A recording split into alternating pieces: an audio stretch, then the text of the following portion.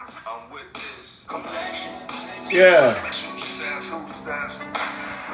It all feels the same. It's a Zulu's mind. Run it back. I'm with this. Yeah. Don't feel the same. It's a Zulu's mind. Ooh, complexion. It all feels the same. It's a Zulu's mind. Welcome, welcome. I know what the Germans done. Welcome to America's favorite game show. Who's blacker? I'm connecting the dots. I'm connecting the dots. Complexion. We're gonna get started around 3:38. Around 3:38. It all feels the same. It's a Zulu's mind. I love the intro to this record. Run that back one more time.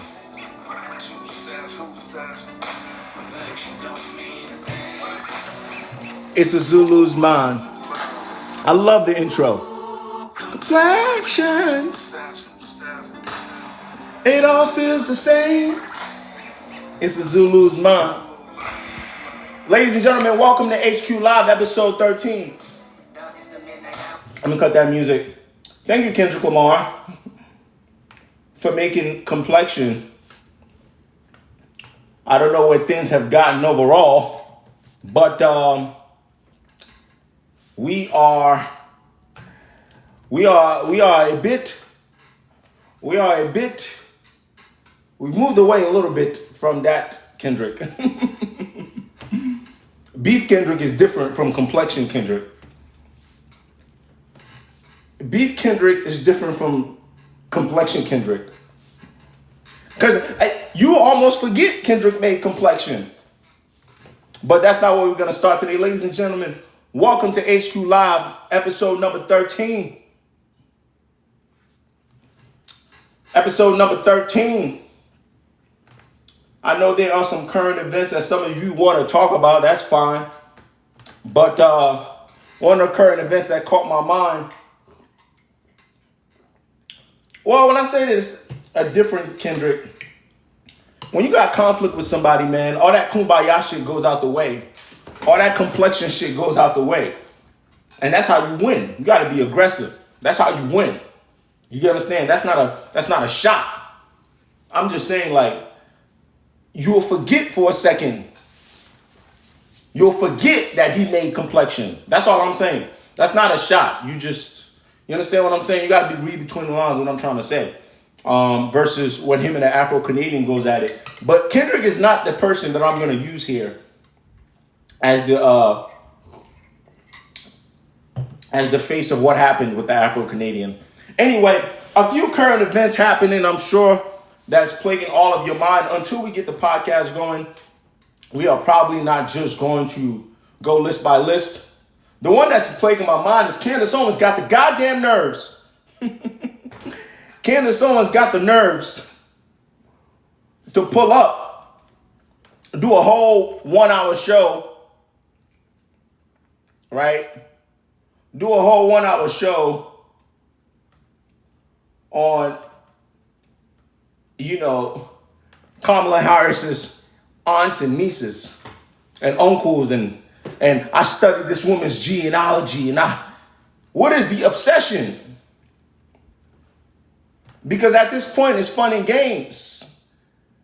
It's America's favorite game show. This is how Trump be. I don't know, the America's favorite game show.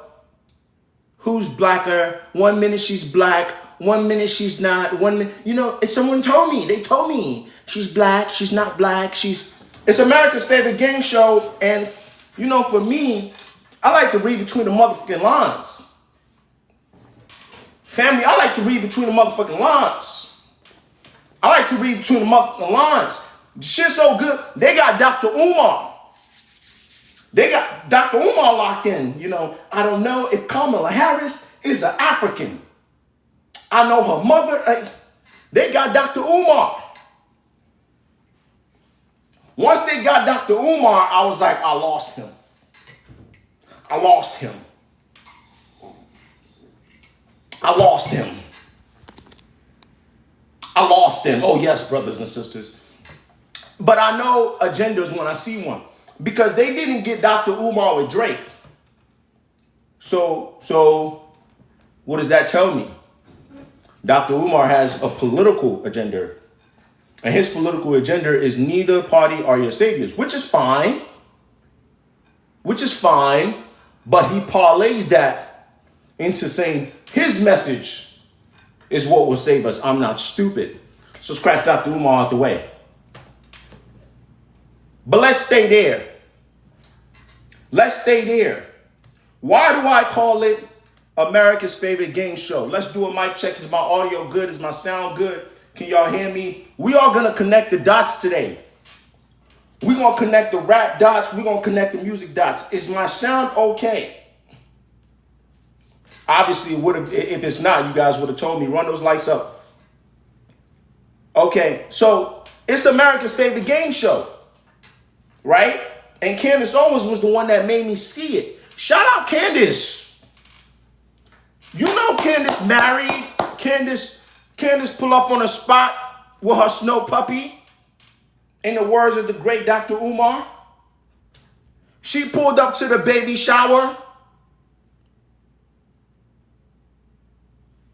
with her aunts and nieces and uncles from the mountains of the Caucasus. Did you see it? If you didn't see it, I'll help you. If you didn't see it, I'll help you. Shout out Candace Owens. Shout out Candace Owens. This is the person that's gonna police blackness. This is the person that's gonna run America's favorite game show. Oh, yes. Oh, yes. That's the person. Right? That's the person. Candace Owens, yes. And then the irony is the people running around policing blackness that are not marrying black spouses are going to create a number of kids whose blackness are going to be policed. The people policing blackness are going to create a number of children whose blackness will be policed. Candace Owens, are you shitting me? Candace Owens, love who you want to love. But while you're sitting there policing Kamala Harris's blacklist now, right? 20 years from now, people will be policing the blackness of your own kids. You are making the babies that you are theoretically speaking out against. And then let's take it to the rap world. Let's take it to the rap world.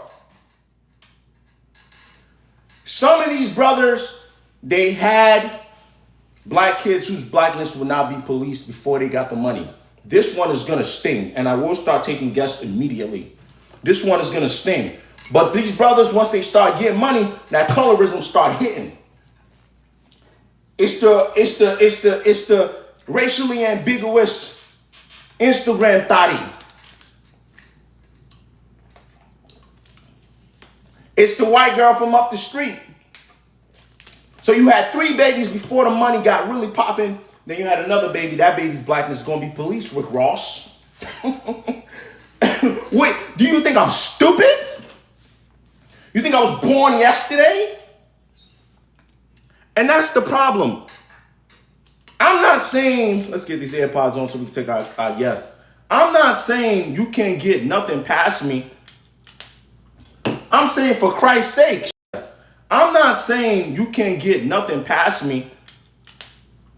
I'm saying for Christ's sake,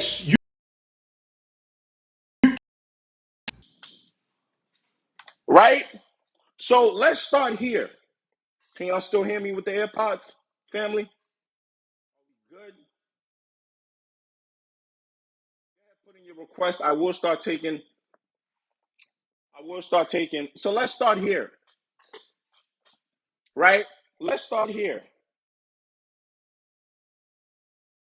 For the life of me, I always thought blackness was obvious. I swear to you not. For the life of me, blackness was obvious. So much so that you weren't trying to pass as black, you were trying to pass as white when you were black. So I guess we're in a new era. The volume is fluctuating. Talk to me.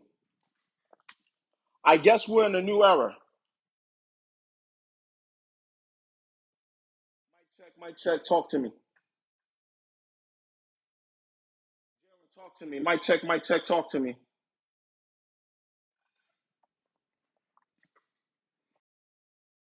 Talk to me. Mic check, talk to me.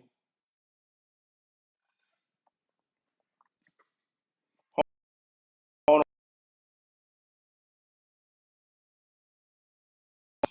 on. Mic check, talk to me. How is that fluctuating? Is it my sentence? I want to make sure we get this right. I don't want a single word missed today. Let me go ahead and get somebody to test volume with me. Let's say, Issa, jump up here real quick. Let's test volume together, Issa. Let's test volume together. Let's test volume together. Issa, what's up? You good? I'm good. You sound good to me. Okay. You got a little echo on your side, but it might just be. I'm out in the ether. It's just a lot of people around me. I don't know. Can you hear me okay? Okay. Yeah. You can hear you now, so you can go back on mute. I just All wanted right, to do a cool. little mic test. So I guess the conversation now is what is blackness? As far as I'm concerned, it is visual. That's obvious. Part of it, a lot of you are not gonna like this. I don't see why it should even be a debate and something you shouldn't like, right? Is your extension and connection to the continent of Africa really that simple, right? But then we acknowledge that we got a diaspora, right? So we got our brothers and sisters that are African American. We got our brothers and sisters that are still in the continent. We got brothers and sisters in Jamaica, brothers and sisters in Haiti, brothers and sisters in Barbados, Bahamas, brothers and sisters in DR. I know black are Dominican. I know black. I know black. I know black. Right? And then as we get further away, right? So people are gonna marry people, you have people that can identify as mixed biracial. That's fine. I have no problem with that.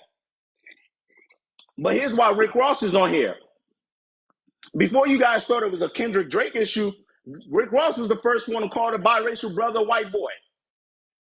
White boy. Not.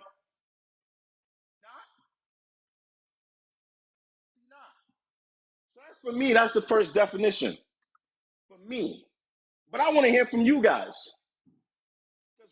And then we're gonna get down to the divide and conquer. We're gonna break it down. But I want to hear from you guys.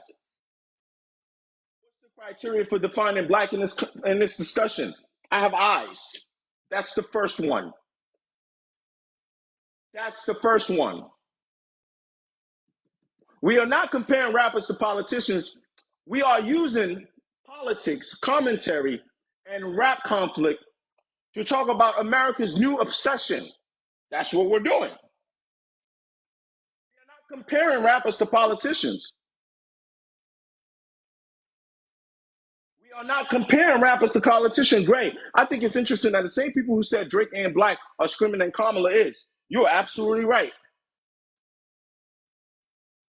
And I want to specify when I say black, I mean in the context of race. Let's go down the list since some people are confused. Kamala Harris, biracial, racially ambiguous, multi-ethnic. What does that mean? From her father's side, black, Jamaican nationality.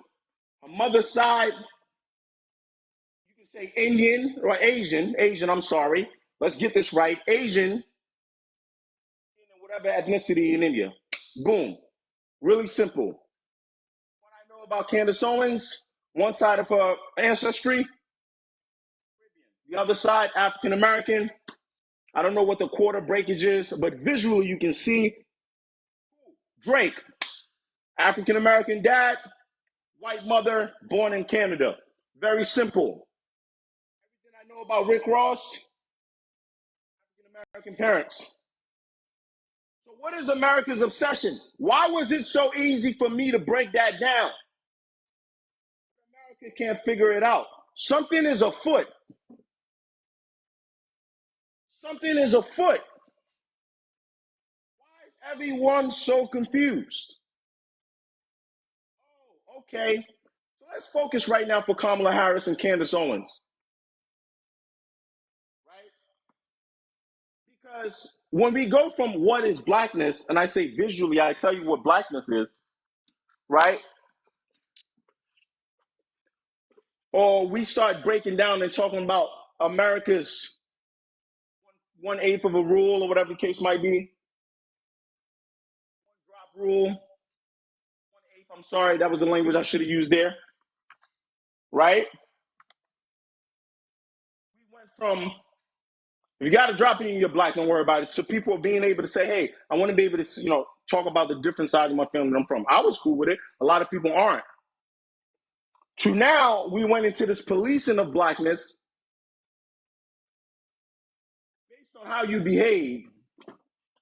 I don't see why my audio should be going in and out. Based on how you behave, right? We can start policing. We can start. That's what we can do, right? So now, Candace Owens. That's funny, Candace Owens. Am I good now, Jalen?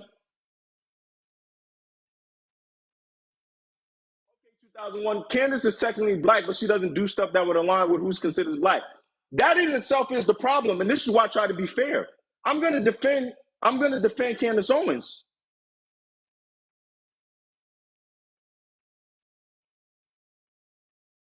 I'm gonna defend Candace Owens. Let me get out of the AirPod space. I'm gonna get out of the AirPod space, family. I'll tell you why. Please.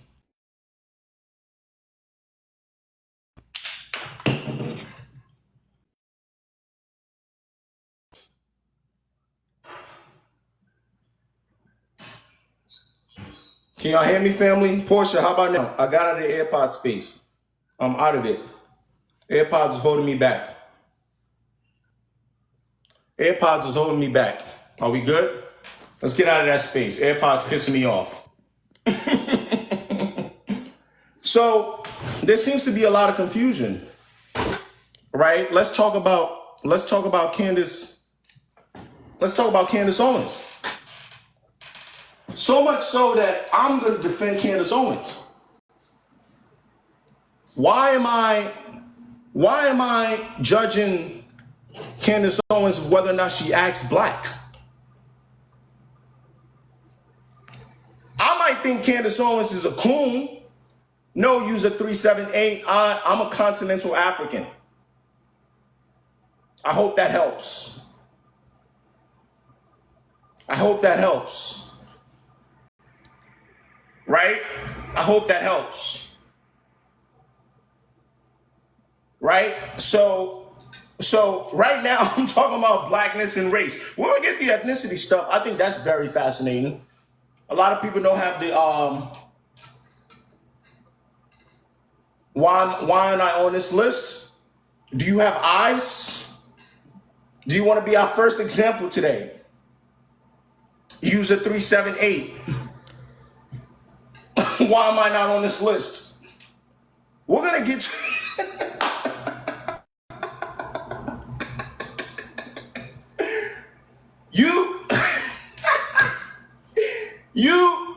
this is comical. So let's walk it back because y'all making me backtrack. Let's have a conversation again about what is blackness. Right? First, use your eyes. Use your eyes. Use your eyes. When your eyes start failing you, ask yourself this. What is this person's proximity to the continent of Africa? I hope that helps. I hope that helps. And I will not be negotiating. Okay? Then you can start saying, is this person biracial? Is this a multi-ethnic person? A lot of you are losing the plot. A lot of you are losing the plot.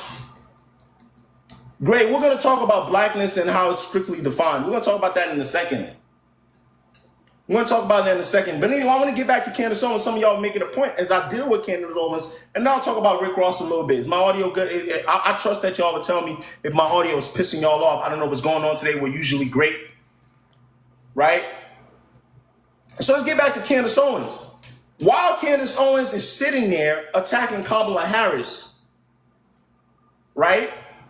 I'm ready to defend Candace Owens for exactly what I critiqued her on, which is Candace Owens is visually, clearly, if you want to play the game show, blacker than Kamala Harris.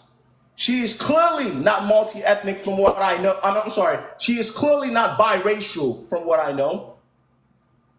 She is clearly not biracial from what I know. Could be multi-ethnic, Caribbean, and African-American.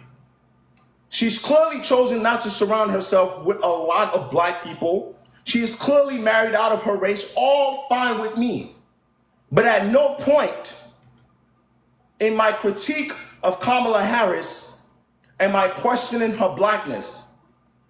So I have to ask myself, why is she doing it with Kamala Harris? And I have to ask myself, Lena, she has a biracial baby. Would she want somebody to do that to her baby? I don't like talking about people's family, but we have to have these conversations. So then I have to look at the political agenda. And here is my problem with the American political system or politics as a whole. At what point is salacious too salacious? And for me, this is my line. You know, politics started like a graph, right? They said, "Oh, you don't support unions. You don't this, you don't that, you don't this." Then you're not married. You don't go to church. Now it's you're fake black. That's where we are. So now let's transition to the rap world. Because we see rap as something that is sometimes as something that doesn't have that much consequences. Until we realize that there are consequences, then we want to talk about it. What do I mean by that? Right? We look at the art, we sometimes look at the violence in the art. We're just like, oh, it's fun, we're having fun. Then we'll say, oh, how does that impact kids? Then we want to talk about it. We'll look at the art and rappers is get money, you know what I'm saying? They buying bottles, and that's fine because it's entertainment. They celebrities. But then all of a sudden we see how much capital they get, and we're like, oh, wait a minute. How you investing back in your hood? What are you doing? Right? We flip-flop. And then when the rap beef was going on, forget Kendrick Lamar for a second. In the heat of that, I saw Rick Ross constantly screaming, Yes, the guest is African. Is there a problem with that? Do we have an issue with that? Are we all okay? That the host, yes. Is that okay with you? It's a continental born African living in America talking about blackness. Is that okay? Or would you like me to, is everything okay with you? I am not in the mood. They have brainwashed you lots. I'm not mad. Trust me. My audience knows when I'm mad, brother, sister. I'm not mad. I'm appalled. I'm appalled. Mad, appalled. Two different things. I'm flabbergasted. I've seen a lot of that, but I will not let you derail me. We're talking about blackness. You see the word black, blacker. These are all different multi-ethnic black people. That's why I identified them here. If I wanted to say who's more African American, much respect to my African American brothers and sisters, I would have put that there. We're talking about black as a race. We're talking about what we haven't figured out, but white people in America have figured out a long time ago. They used to do this nonsense too. Actually, let me get derailed. Let me actually get the message off. You see, white people used to do this nonsense too. You know, it wasn't all just one group of white people. Even now, they still do their little weird. They still do it, but not like us on this global stage. Then the Irish were coming over. The Irish, the Italians. And they were like, ugh, get these nasty immigrants away. They're not like the real white Americans. And they looked after the next generation came by. They was like, wait a minute. You can practice your version of whiteness at home. But when we go outside, we are. And that's why today, when you look at the population count, white people still 60% of the population. Do you think those are all descendants of the colonizers? Use your brain. You've been in this 10, I've been in this 5. Smarten up, Nas. 4 hours and 10 years, I could divide. Do you think every white person in America today came from the Mayflower? No. They put 2 and 2 together. Now the conversation with them is more about class. So, yeah, thank you for derailing me. Let's continue on the conversation. So, when we talk about rap, I started looking at Rick Ross calling Sal, what up, baby? Calling Drake white boy, and something in my soul could just, we will talk about nationality and tracing your nationality in a second. We'll talk about that in a second. Something in my soul, at first, when Rick Ross was saying white boy, I was like, is it because I'm a Drake? I like Drake. I'm uncomfortable with this.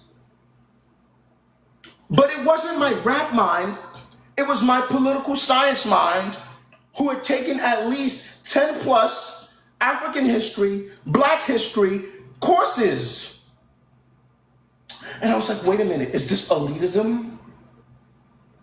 What is this I feel? And I was like, okay, Rick Ross wants to win a rap battle, okay? Calm down. The audience is not slow.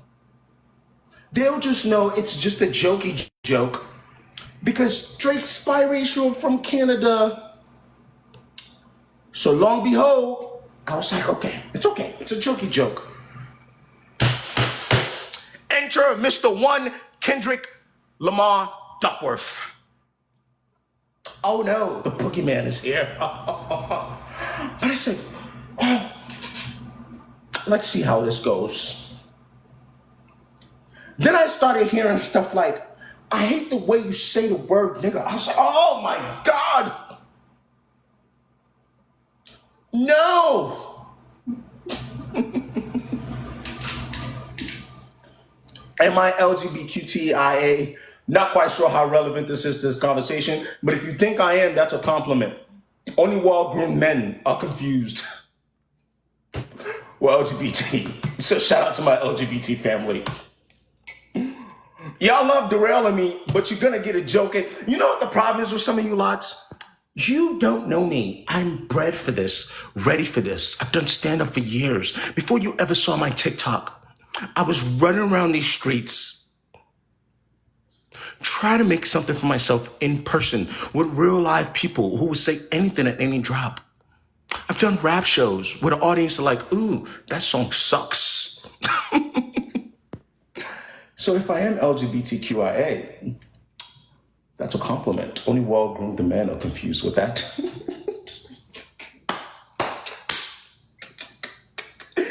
So anyway, enter one Mr. Kendrick Lamar Duckworth. And here's the problem.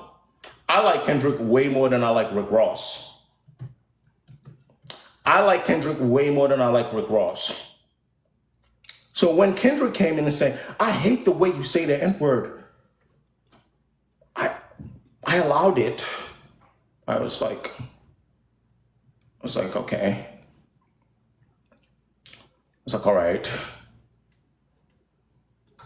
It's a beef. It's a rap beef.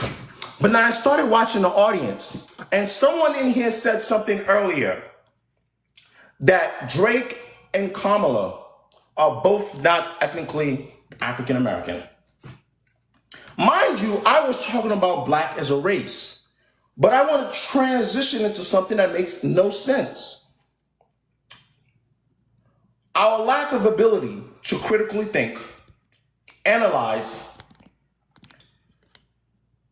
and let, like I said, rap sometimes we take it serious, sometimes we don't. And let rap sometimes influence us for the negative is appalling. These are two biracial people. Ethnically, this person is Jamaican and Indian. Ethnically, this person is African American and Caucasian. I'm sorry, African American, Caucasian is a race, African American and Jewish. Jews sometimes can be considered ethnic. I don't know where Drake's mother's family is from. So let's assume I know we use Jewish as an ethnicity, but she has to be from a country, right? Larry, y'all already live your life like this. We're having intelligent conversations. I'm gonna give you one chance, Larry, to clarify what you mean by that. You have 10 seconds. Okay, all right, brother, thank you so much. That was your comment for the day. You are blocked. You are sent to the Shadow Realm, Larry. Congratulations, brother. You woke up and decided you would be sent to the Shadow Realm today. Mothers be laughing in the comments. Larry laughed as he was sent to the Shadow Realm. Those were his last words. I don't come on TikTok, and I say this not to be an idiot. I don't come on TikTok just to, I really don't. I'm like, and I think my audience knows if I'm having a conversation. Thank you, Gazelle, for the rules. If I'm having a conversation, I'm having a conversation for a purpose. I'm not coming on TikTok to, right? So anyway, now we're having some confusion.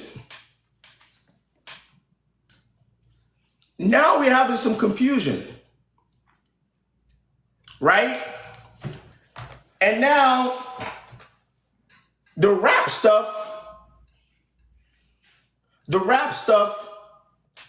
splitting over to the politics, which will eventually split over to real life. And there's not enough real ones out there. It's not enough real ones out there to clarify. Right? It's not enough real ones out there to clarify and get to the bottom of what's going on. And I'll tell you what the bottom of what's going on is. The more hate you can spew within a group of people, the easier it is to cause their downfall. Now let's move into some serious talk. I have a theory. It's a theory that I almost forgot.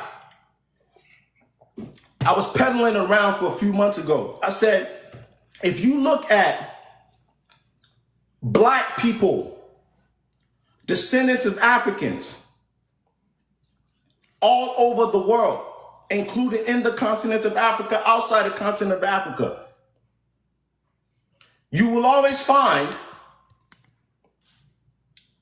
in their detriments, in their suffering, two things: internal division and imperial powers influencing. They go hand in hand, right? Let's start with Africa. Since the person was like, is the host not African? I would never sit here and insult y'all and say, oh, just because I'm African, my word is the end all be all. You still got to be an educated African, and I don't mean in, you know, biology and chemistry. That's good too. But you got to be educated in the sense of knowing yourself a bit, right? Stripping yourself of some colonial behavior, stripping yourself of things that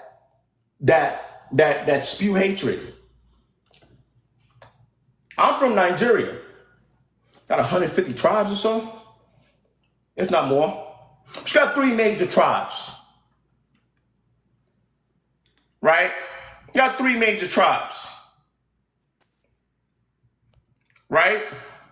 Let's talk about them. There are two things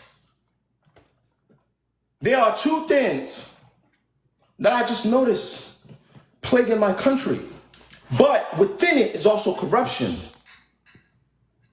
Okay, so walk with me. So you got tribalism. That's the division. Tribes. You know, you come out of Nigeria, you come to America, you see another Nigerian, we Nigerian. But over it's tribalism. Now hold that thought. When you come to America, ethnically, we black. But what I'm seeing here, a little bit of tribalism. Jamaicans speak with the Asians and African Mexicans. That's weird. Okay, what's the next thing? Colonialism. What is colonialism? Imperial powers. With all due respect to anybody that's Caucasian in this chat, colonial powers who want resources, who want the labor from the people for cheap. I transition to America, I look at American history, I look at my African-American brother and sister history, I'm like, oh, wait. You look at Jim Crow, you start thinking of some of this, you looking at it, you're like, oh, okay. Imperial powers. You know, it's just Coke, Pepsi, right? So for me, when I see one group, one tribe, they're trying to get the most money possible. That's where corruption comes from, right? Let's say I'm just paraphrasing, you do an oil deal, you know, you export oil. You know what I'm saying? You export oil to the Brits. You know what I'm saying? You're going to get you for a cut. You ain't going to do the refinery, help your people. You and your tribe getting that money. Y'all, you pocket it. That state, I don't care about that state. That's that tribe. They getting richer. You pocket the money. Okay, cool. I'll go to America. Same thing. Go to any other parts of the world. If the division is not happening now, it happened before. And then when they unite, it's like a cycle. That imperial power is going to be right there to try to figure it out. You were watching Hotel Rwanda. You wasn't seeing what I was seeing. You just saw Hotel Rwanda. It's like, oh, the Africans are fighting. What do you know about Hotel Rwanda? What do you know about the Hutus and the Tutsis? Like, what do you know about the CIA and the Belgian government? I saw that. Yeah. Right? Ant, what's going on? How you doing? Thank you so much for jumping in. You can jump in definitely unmute yourself. Right? Mm-hmm. So my brain, I'm going long term. I'm thinking long term. That's why the back is funny because I said it's America's favorite game show. Who do you think I'm talking about when I say America's favorite game show? Um, We think we in the game, Ant. We think we in the game, Los. We think we in the game. We think we also watching the game show. No, we're the participants. I would say, yeah. I would say when we be the participants in this game show, Yeah, and these are just representatives. So we cannibalize each other. It's let me tell you something. Okay? Let me tell you something. Let's start here. Do you think I think that's the greatest politician ever? Do you think I think she's the greatest human being ever? No. Do you think I think this is the greatest, most sensible commentary ever, person ever? No. Do you Absolutely think not. I think this is the most, socially conscious, upstanding, moral rapper ever? No. Do you Hell think no. I think he's the most? No. But I will say what's happening here is more so on the left side, they may not know it or they may not want to get into that battle. They're being used as a pawn to create some kind of division. Obviously, the consequences are higher here, right? And obviously here, the consequences don't seem about the same. And things get muddy because people think, oh, I just want to defend Drake. No. I know that media programs your mind. I know that it's not a shocker that rap beef and the way the color thing was a conversation. I was like, something's up here. That, boom, next thing you know, we in a political cycle. How you gonna keep Donald Trump in? Well, white people already chose their sides. They know this. You need the minorities. exactly. And they know that All the even time. though black people tend to be politically, I'm sorry. Incorrect. Politically incorrect. That's a No, that's not even what I'm trying to say. They know that black people sometimes will want to be conservative, in my opinion. The conservative party just can't strip the racism off. They can't help it. Yep. So what do? You try to create this aura of, oh, she's not really black, let's da-da-da, and then boom.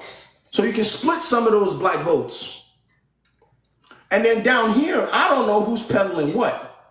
I do know on surface level, I see dudes trying to win rap beefs, and I'm okay with that.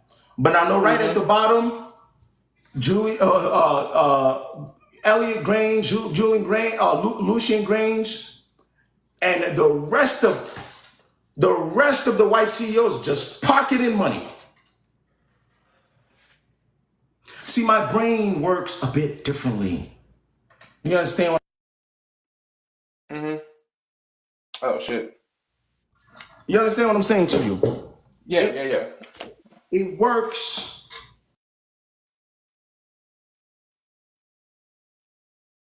They're trying to take my nigga down. They trying to take my nigga down. No, I'm good. Okay, cool.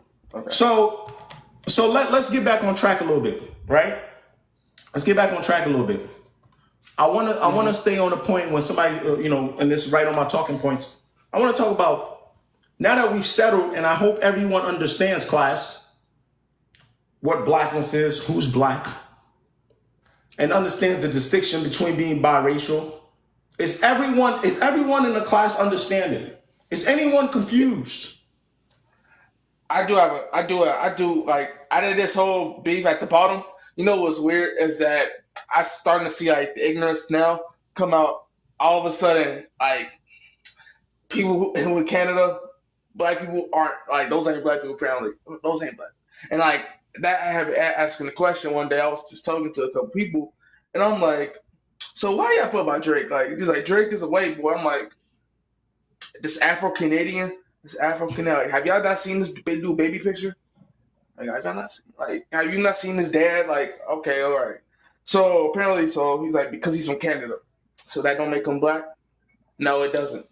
All right, we're starting to see the ignorance. We're getting to the point now. We're getting to the point now. Right? We're getting to the point now. We're going to cannibalize each other so much.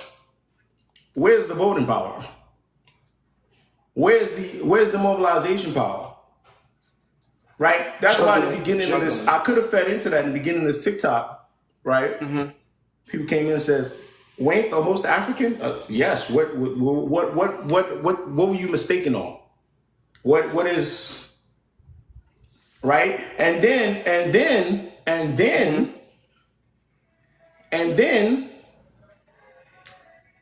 people will, because people don't know how to deal with conflict, or they don't know when somebody's baiting them, you start feeding more and more into that hate. Hook, line, and sinker. Hook, line, and sinker. You understand what I'm saying? You start feeding more and more into that hate. So for me, I can talk about Candace Owens's, talking points, and I can say in jest, I can say, Candace, if you want to open a conversation about blackness up, right? You do realize that you're not exactly the person to start this conversation. Yeah, I was like, yeah, she really the person to start that conversation? Is this really? But you have your political agenda, which is fine. I am okay with you trying to get as much people as get to be conservative, whatever, liberal, whatever. But that's a low blow for you.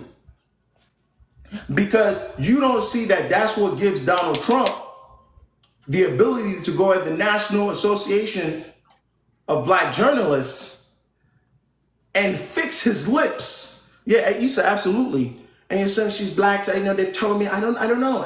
Many times she's.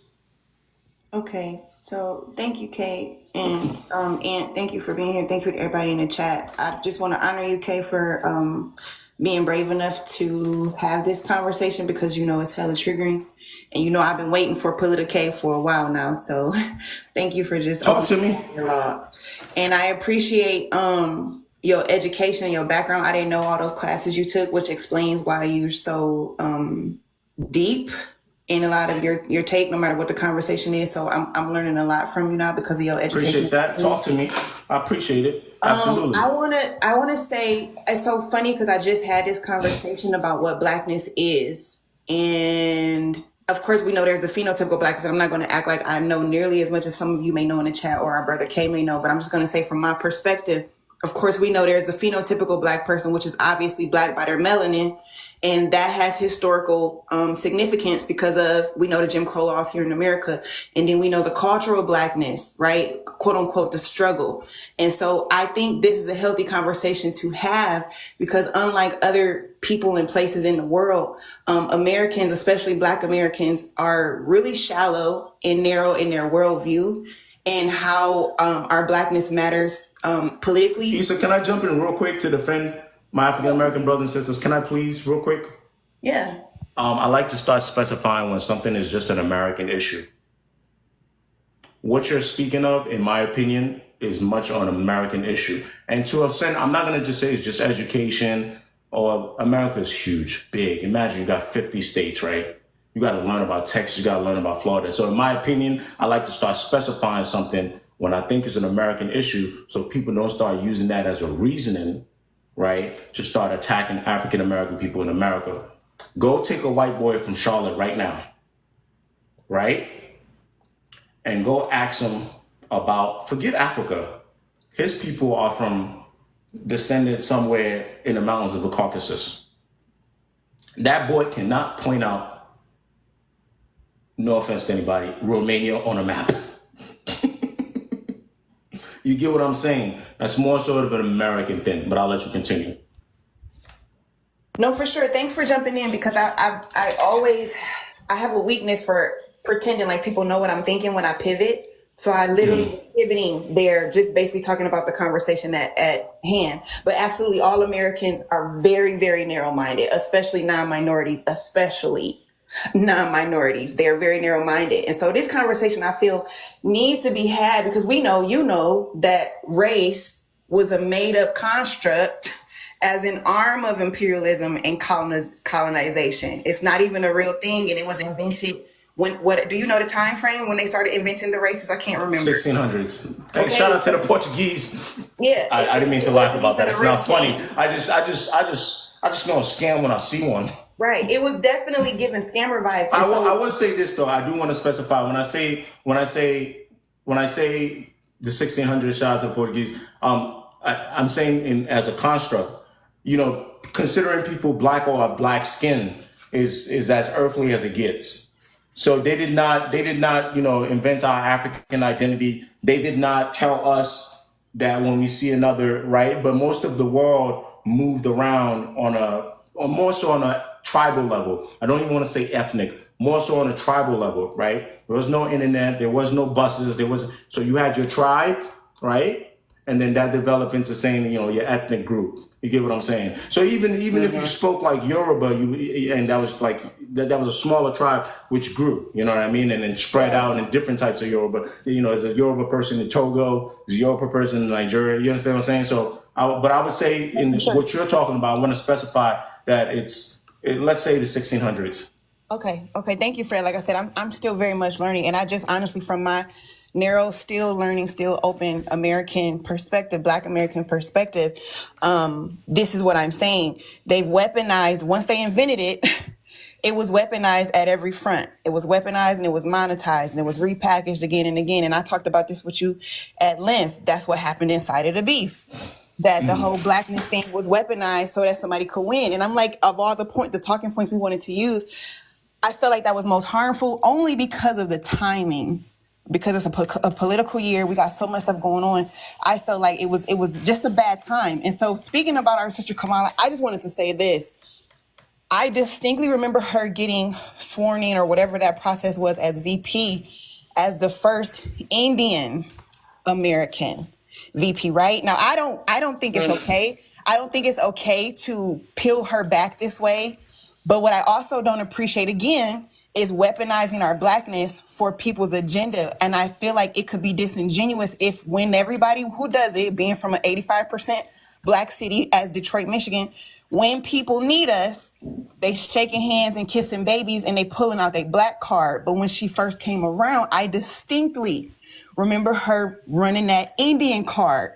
And so my thing is, be whoever you are, but don't do it at your convenience, or, at the behest of whatever you're doing. And then also by injuring and trying to pull the wool over other people. That really honestly will be my only problem. Now that it's out here, I feel like I have to, kind of do a little bit more digging to see what she really identifies as historically. Because honestly, I think that's disrespectful and hurtful to the Black American people if you're just trying to play this game and you're throwing this blaccent around, pretending like you cook greens. She said she cleaned her greens in a bathtub. She was really going hard in the paint, trying to characterize Black culture for her gain. And so my thing is, that's where it gets harmful. Now, Let me ask you a question. Yeah. All right. So what I will say is, I think you're speaking to some. I'm on the stance that, from a racial perspective, right, that Kamala Harris is biracial, right, from a cultural, ethnic, perspective, she's culturally Jamaican and Indian, right? Like that's the, I don't know what, India has a system, Punjabi people. I can't really speak to what her mother is and stuff like that. So I'm just going to use Indian. I have to use Indian. You understand what I'm saying? But however, what I will say is this, right? I have to be very careful when I'm watching politicians do politician things, right? And we end up, this doesn't mean that I think it's okay, Isa, right?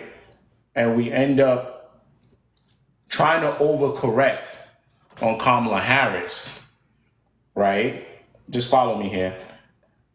But we've seen this playbook before. This is not new.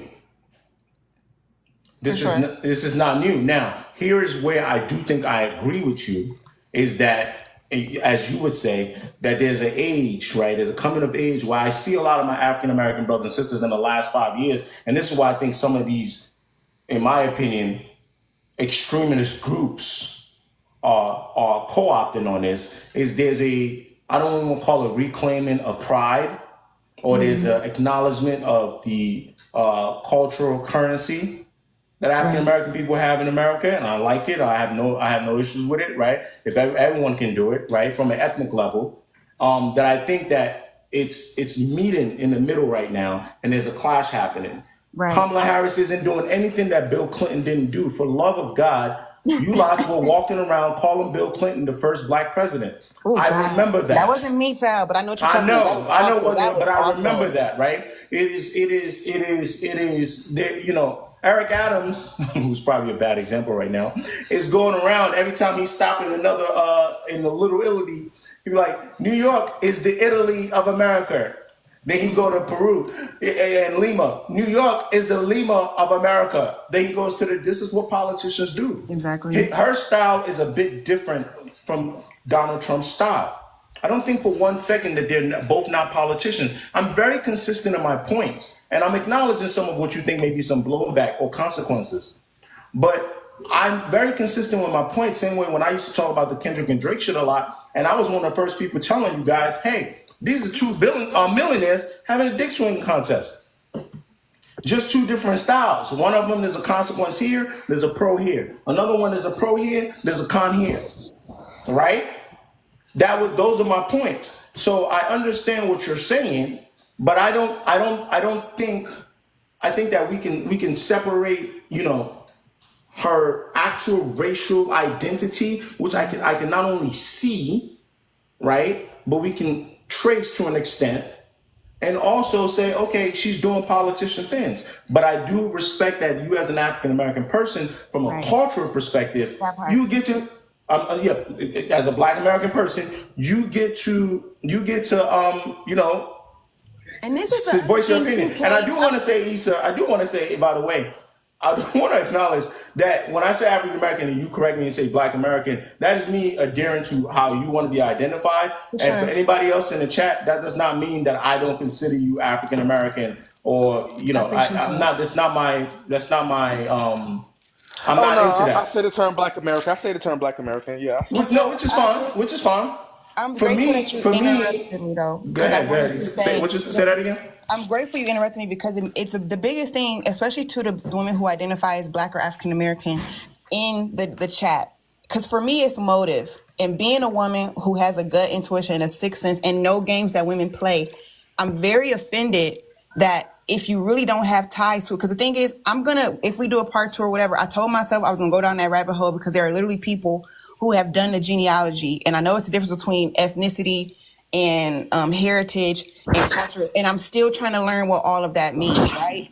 And so I'm in between. I'm neutral as of right now. If I believe that she is the quote unquote Black American woman, that she No, or she's be not. or whatever. She's And so this is what never. I'm saying. No, because what happened was all the propaganda started coming out because she needed our votes, Kay. That's what I'm trying to get No, everybody to hold on. understand. I'm not disagreeing against that because Yeah. I don't sit here. And just because I'm having this conversation, don't mean that I don't know a politician, For sure. right? But I do want to back up. When we are talking, when we are speaking, right? That's why I keep making sure that we specify the difference, right? Kamala Harris, right, is a biracial woman. Okay? She's not African American in the way we use African American from an ethnic. Right. And there is nothing, and I think that's my key point.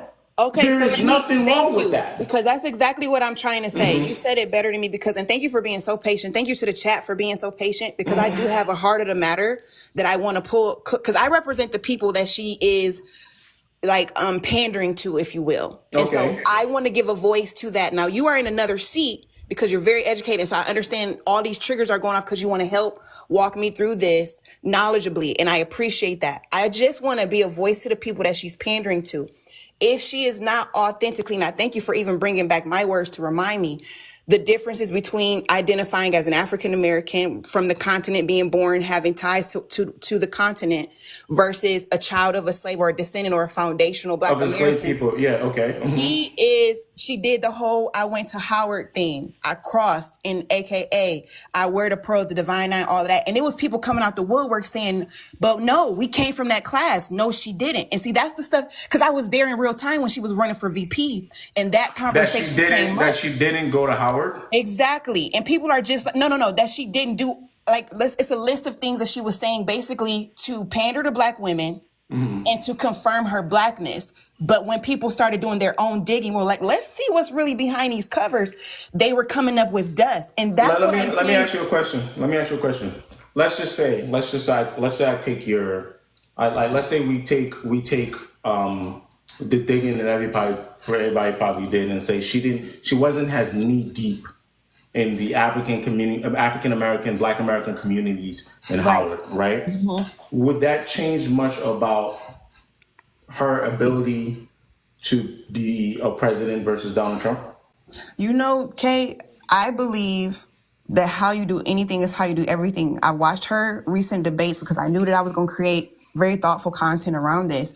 She has not been able to, she squirms at every interview and debate, and she has not been able to itemize her policies or talk about the economy that she has helped affect under the administration that she is currently a part of. And I think those conversations need to be had more than her racial identity. And lastly, as I land my plane, because I don't want to take up too much time, if you are using, because the thing is, I'm voting for everybody black. They know that's how we get down.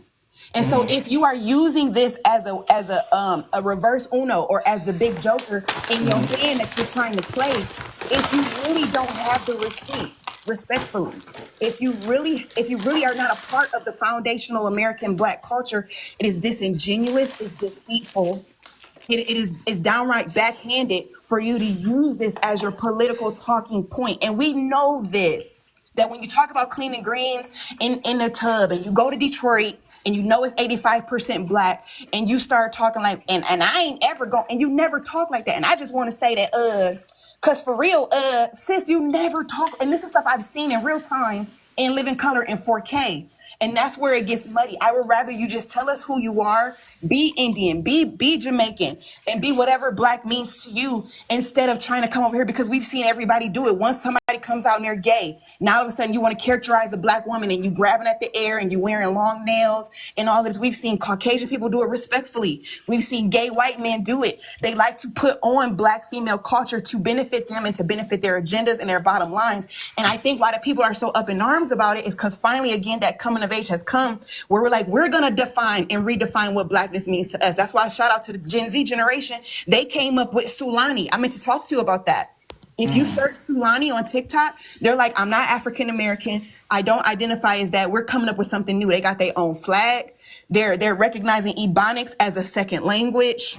Okay. And so this is what it is. You don't get to co-opt our movement. You don't get to weaponize and repackage our trauma and try to sell us your agenda. Okay, so I do think I'm gonna draw lines on what you're saying, right? So let me do that, right? So I think when people come in, and I think there's a big difference, right, between co-opting and relating, right, and assimilating. I think for someone like Kamala Harris, who is a politician, and I'm going to bring this back to Drake because the difference with Drake, which is so funny, this is so weird. And I know people are like, well, one's a politician, one's a rapper. And Issa, this is why I'm not like laying no trap for you, but this is why I find someone like you very interesting, right? Me personally, I love to point out Drake's African American heritage, right? Specifically on his dad's side. It's one of my like favorite things to do because I'm like, are you guys insane? And someone said this in the chat. I'm gonna try to word it the way they said it. And I'm like, okay, yeah, his mom is Jewish from, the family is maybe from Italy or something. I don't know what Germany. I really want to find that out, right? Because I don't really want to just say Jewish religion. I want to find out exactly, but from Canada, right? And I see Drake and I say, okay, well, I know that Drake has multiple, sides to him. He has multiple dynamics, right? A lot of people, you can badmouth it. That's fine. I think you say, oh, he's cosplaying. And they're using a lot of these words on him, on Drake, right? And I'm like, okay, well, you're saying that he doesn't have the lived experience. This is the argument, right? He doesn't have the lived experience to tap into what I consider a cultural heritage, right? But then I look at Kamala Harris, right? Just watch as I land this plane. And they say, well, she doesn't have the ethnic background, right, to tap into this and this. So I say, okay, well, then it must seem like what you are all saying to me is that, and I'm not talking about black as a race now, right? Yeah. I'm talking about African American, Black American, descendants of enslaved people. And I'm going to move on from the topic because it's not. I use It's the not term ADOS. Can I use that term? Yeah, absolutely. It's fine with me. And then Okay, you're cool. you're now telling me, right? You're now telling me that it must seem like the only, what up, Angie? The only people, and somebody asked me why Rick Ross is on here. The only people that can then tap into any of these things or speak to any of these things is one mono group of people presenting black as hell, not biracial in any sense of the fashion, and you better make sure that your parents and Okay. eight grandparents Okay, are. so let's talk about that. No, That's and what I'm that's saying. that's where it leads me to my next phase of saying, oh, then this is how we cannibalize each other.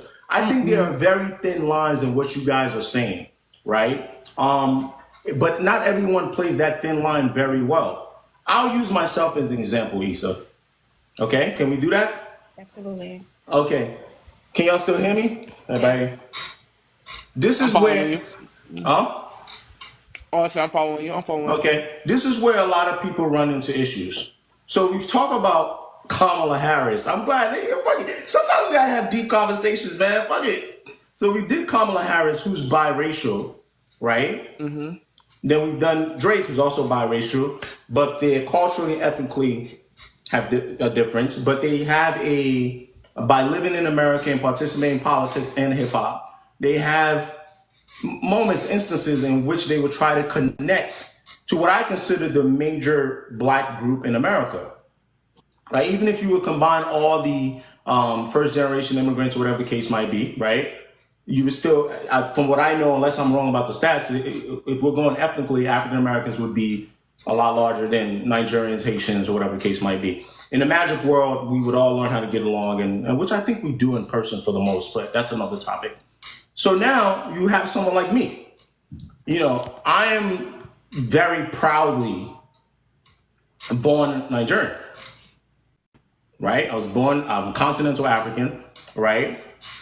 Parents came to America, I'm here, so I was very young. And when I came here, right, you get some of that culture shock. But fortunately for me, right, I have parents, and I told y'all about the video I made that one time on TikTok. So, oh my God. I have parents, particularly my dad, who's very politically educated. Body, I'm going to go to you in a second. Is very politically educated. Mm-hmm. And he would slowly give me everything about colonialism, give me as much as he can about America and Jim Crow. And then for whatever dumb reason for me, I decided instead of just going like any other, maybe, majority of immigrants and just go become a chemist, I was like, sign me up from the liberal classes, dog. Give me that African American study, colonialism study, black history. Give me the, prehistoric African studies. Yeah. So go ahead, Issa. No, I said for sure, I get it. Yeah. So for me, you take all those things and combine. I'm like, okay, I'm pretty well versed. Don't mean I know everything, but then you go to my lived experience, and my lived experience for someone like me is a bit different, right? So I have my Nigerian family, cousins, some friends, but then I have my African American as possible as ever. My fiance is African American, right? And then I got my Jamaican friends and I got my Haitian friends. Luckily, I grew up in that type of environment.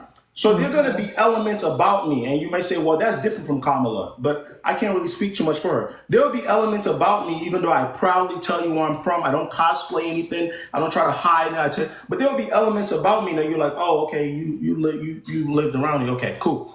If I would, and this is how I'm going to land the plane. I'm just being honest with you. Sometimes we have to be honest.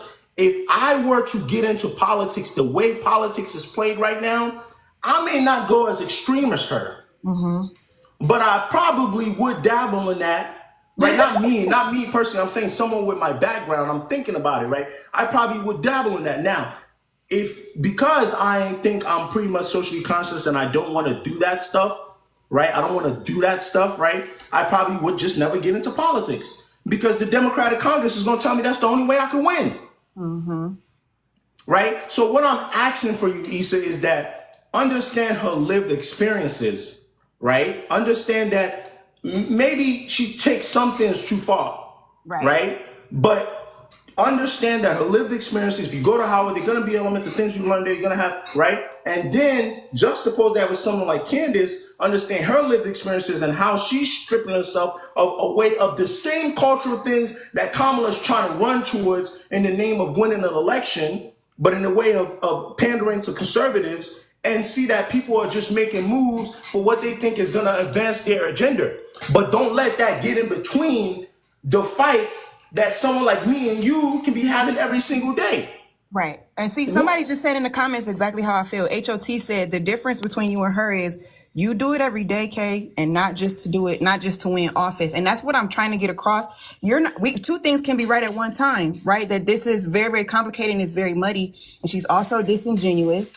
And she's going, like you said, she may go too far. You would dabble if you were to do it. You said that, but she may be taking it too far. I would rather, and that's the thing. She got her hand caught in a cookie jar is all I'm saying. She's not. But that's the thing. I don't want that. But the main point is, I don't want that to bleed into our real life activity, and that's why we talk about the Drake and Rick Ross thing. So real life activity, Kay, this is what's happening as a foundation of Black America, and I don't want to act like I'm speaking for everybody, but you talked about your lived experiences, and I'm talking about mine as a continental African. Your experiences and your position in this diaspora war is going to look and feel a lot different. As a child and a descendant of a slave, I speak for those people in my circle who are some educated by books, some by street, some who actually orally and physically lived these things. We have, number one, a different feeling altogether, and that has to be validated. No, I don't think it's. We have a different agenda right now. We ourselves, because we know we have been disenfranchised generation after generation. It's so many things happening at once, but foundationally, what's happening? We're trying ourselves to define what Blackness is. But Issa, right there, and I'm gonna step on it. Do it. And then I'm gonna move on to other people that are on the panel that's talking. You know, and you of course I'm gonna get right back to you. Sure. But I want to step on it. But that progress, and I want to land this right. The progression of my African American brothers and sisters to make sure that they are either cemented in their role of growing this country and developing this country should not come at the expense, in my opinion. Forget Pan-Africanism. That's yours. Should not come at the expense, okay, of the unification, in my opinion, of melanated people in America. And I think there is not even America. What am I talking about? Forget that. We are talking about America because this is an American politician. Hold on, Issa. And the reason why I'm not just saying that for fun and games is that if you look across every other, particularly what we used to juxtapose ourselves, which is Europeans and Americans, at the end of the day, American pride is American pride. Ooh, that thing is good. Hey, American pride. But let a war pop off right now. Do you know what they got? NATO. Let's look up every country in NATO, Issa. It's an exercise that we have to do, and I will move on. Are you ready? Let's go. Let's look up, because what we talking about in here, no, not to you, Issa, but we chatting. We're running our mouth. Oh, are you ready, guys? NATO, Albania, Belgium, Bulgaria, Canada, Croatia, Czech Republic, Denmark, Estonia, Finland, France, Germany, Greece, Hungary, Iceland, Italy, Lithuania, Luxembourg, Montenegro, the Netherlands, North Macedonia, Norway, Poland, Portugal, I'm going all the way to the end, Romania, Slovakia, Slovenia, Spain. Now we got a little bit of diversity. You Turkey, ugly, bro. I can't. United Kingdom, and then United States. Yeah, okay. But wait. Let me land it. I know it's called the North Atlantic Treaty, But something is very peculiar about that list, brothers and sisters. Let me get my Dr. Umar going. Something is very peculiar about that list, brothers and sisters. Something is very peculiar about that list, brothers and sisters. If you attack one, you attack all. Hey. I don't see. Okay, let me say something real quick. Because I got to go to work. I actually not going to be able to close No, it I out got like you. I traditionally do. I'm about to get ready to go for work. And it's the last thing I want to say, which I feel is keep getting missed in these conversations. And I think respectfully, I tip my hat. If you were foundationally black, financially black American, we would never have to debate like this, because your roots in Africa won't let you come over to my side of the aisle. I'm going to say this. I fundamentally disagree. Oh, let me tell you why. Hold on. I Let me fundamentally disagree. Let me tell you why. One second before you step on me one last time, because I literally got to go to work. I just want to make a point. If you could just let me say this as best I can. Black people have, and this is one thing we have not been able to do, inside of most cultures, your traditions make up your identity. And inside of your culture, you said it, Kay. After God bless their soul, your loved ones pass away and people ask you how you go so hard. And you were talking about your upbringing and your strong Nigerian roots make you show up on TikTok another way. You said that, right? I mean, I was speaking more so to you said that. like Your to my culture family. makes you show up. I don't think I was speaking more so to that. Your culture makes you show up another way, and we can go. I don't think it's just that. I think I was speaking as becoming an only child. I was speaking as becoming an only child. But you go and you dabble into your Nigerianness, which we all love. And I'm saying you have to understand that as a Black American, we have been disfranchised to where we're floating. We don't know our natural, our heritage, our ancestors. We don't have our own language like that, right? But all but of the that traditions. can I stop you right there? But that goes against exactly everything that you just said earlier. I'm not finished. I'm not finished. So what I'm saying is, what everybody is witnessing is Black Americans, descendants of slaves, are doing our best to rebuild the structure of what it means to be Black with all of this trauma from imperialism on this continent, and still welcome. And everybody just want us to rush and be like, oh, everybody Black and everybody's the same. It don't mean nothing. But let me tell you why that's different. Because everybody has their languages, they have their own flags, they have their festivals and their festivities. And these things give you a sense of pride. It gives you a knowledge of self. It teaches you how to show up in the world, the contributions you're supposed to make. Like all these TikToks on social media, your Nigerian parent would never let you because they're really strict or they're really loving, or they have all these values that were ripped from us because we were not allowed to have them. And so we're trying to put all of that back together inside of our Blackness so that we can show up in NATO as a strong contribution and not victims and not people who are looking for handouts. That's all I got to say. You can actually take me down. I'm muted. I got you. Okay. I want to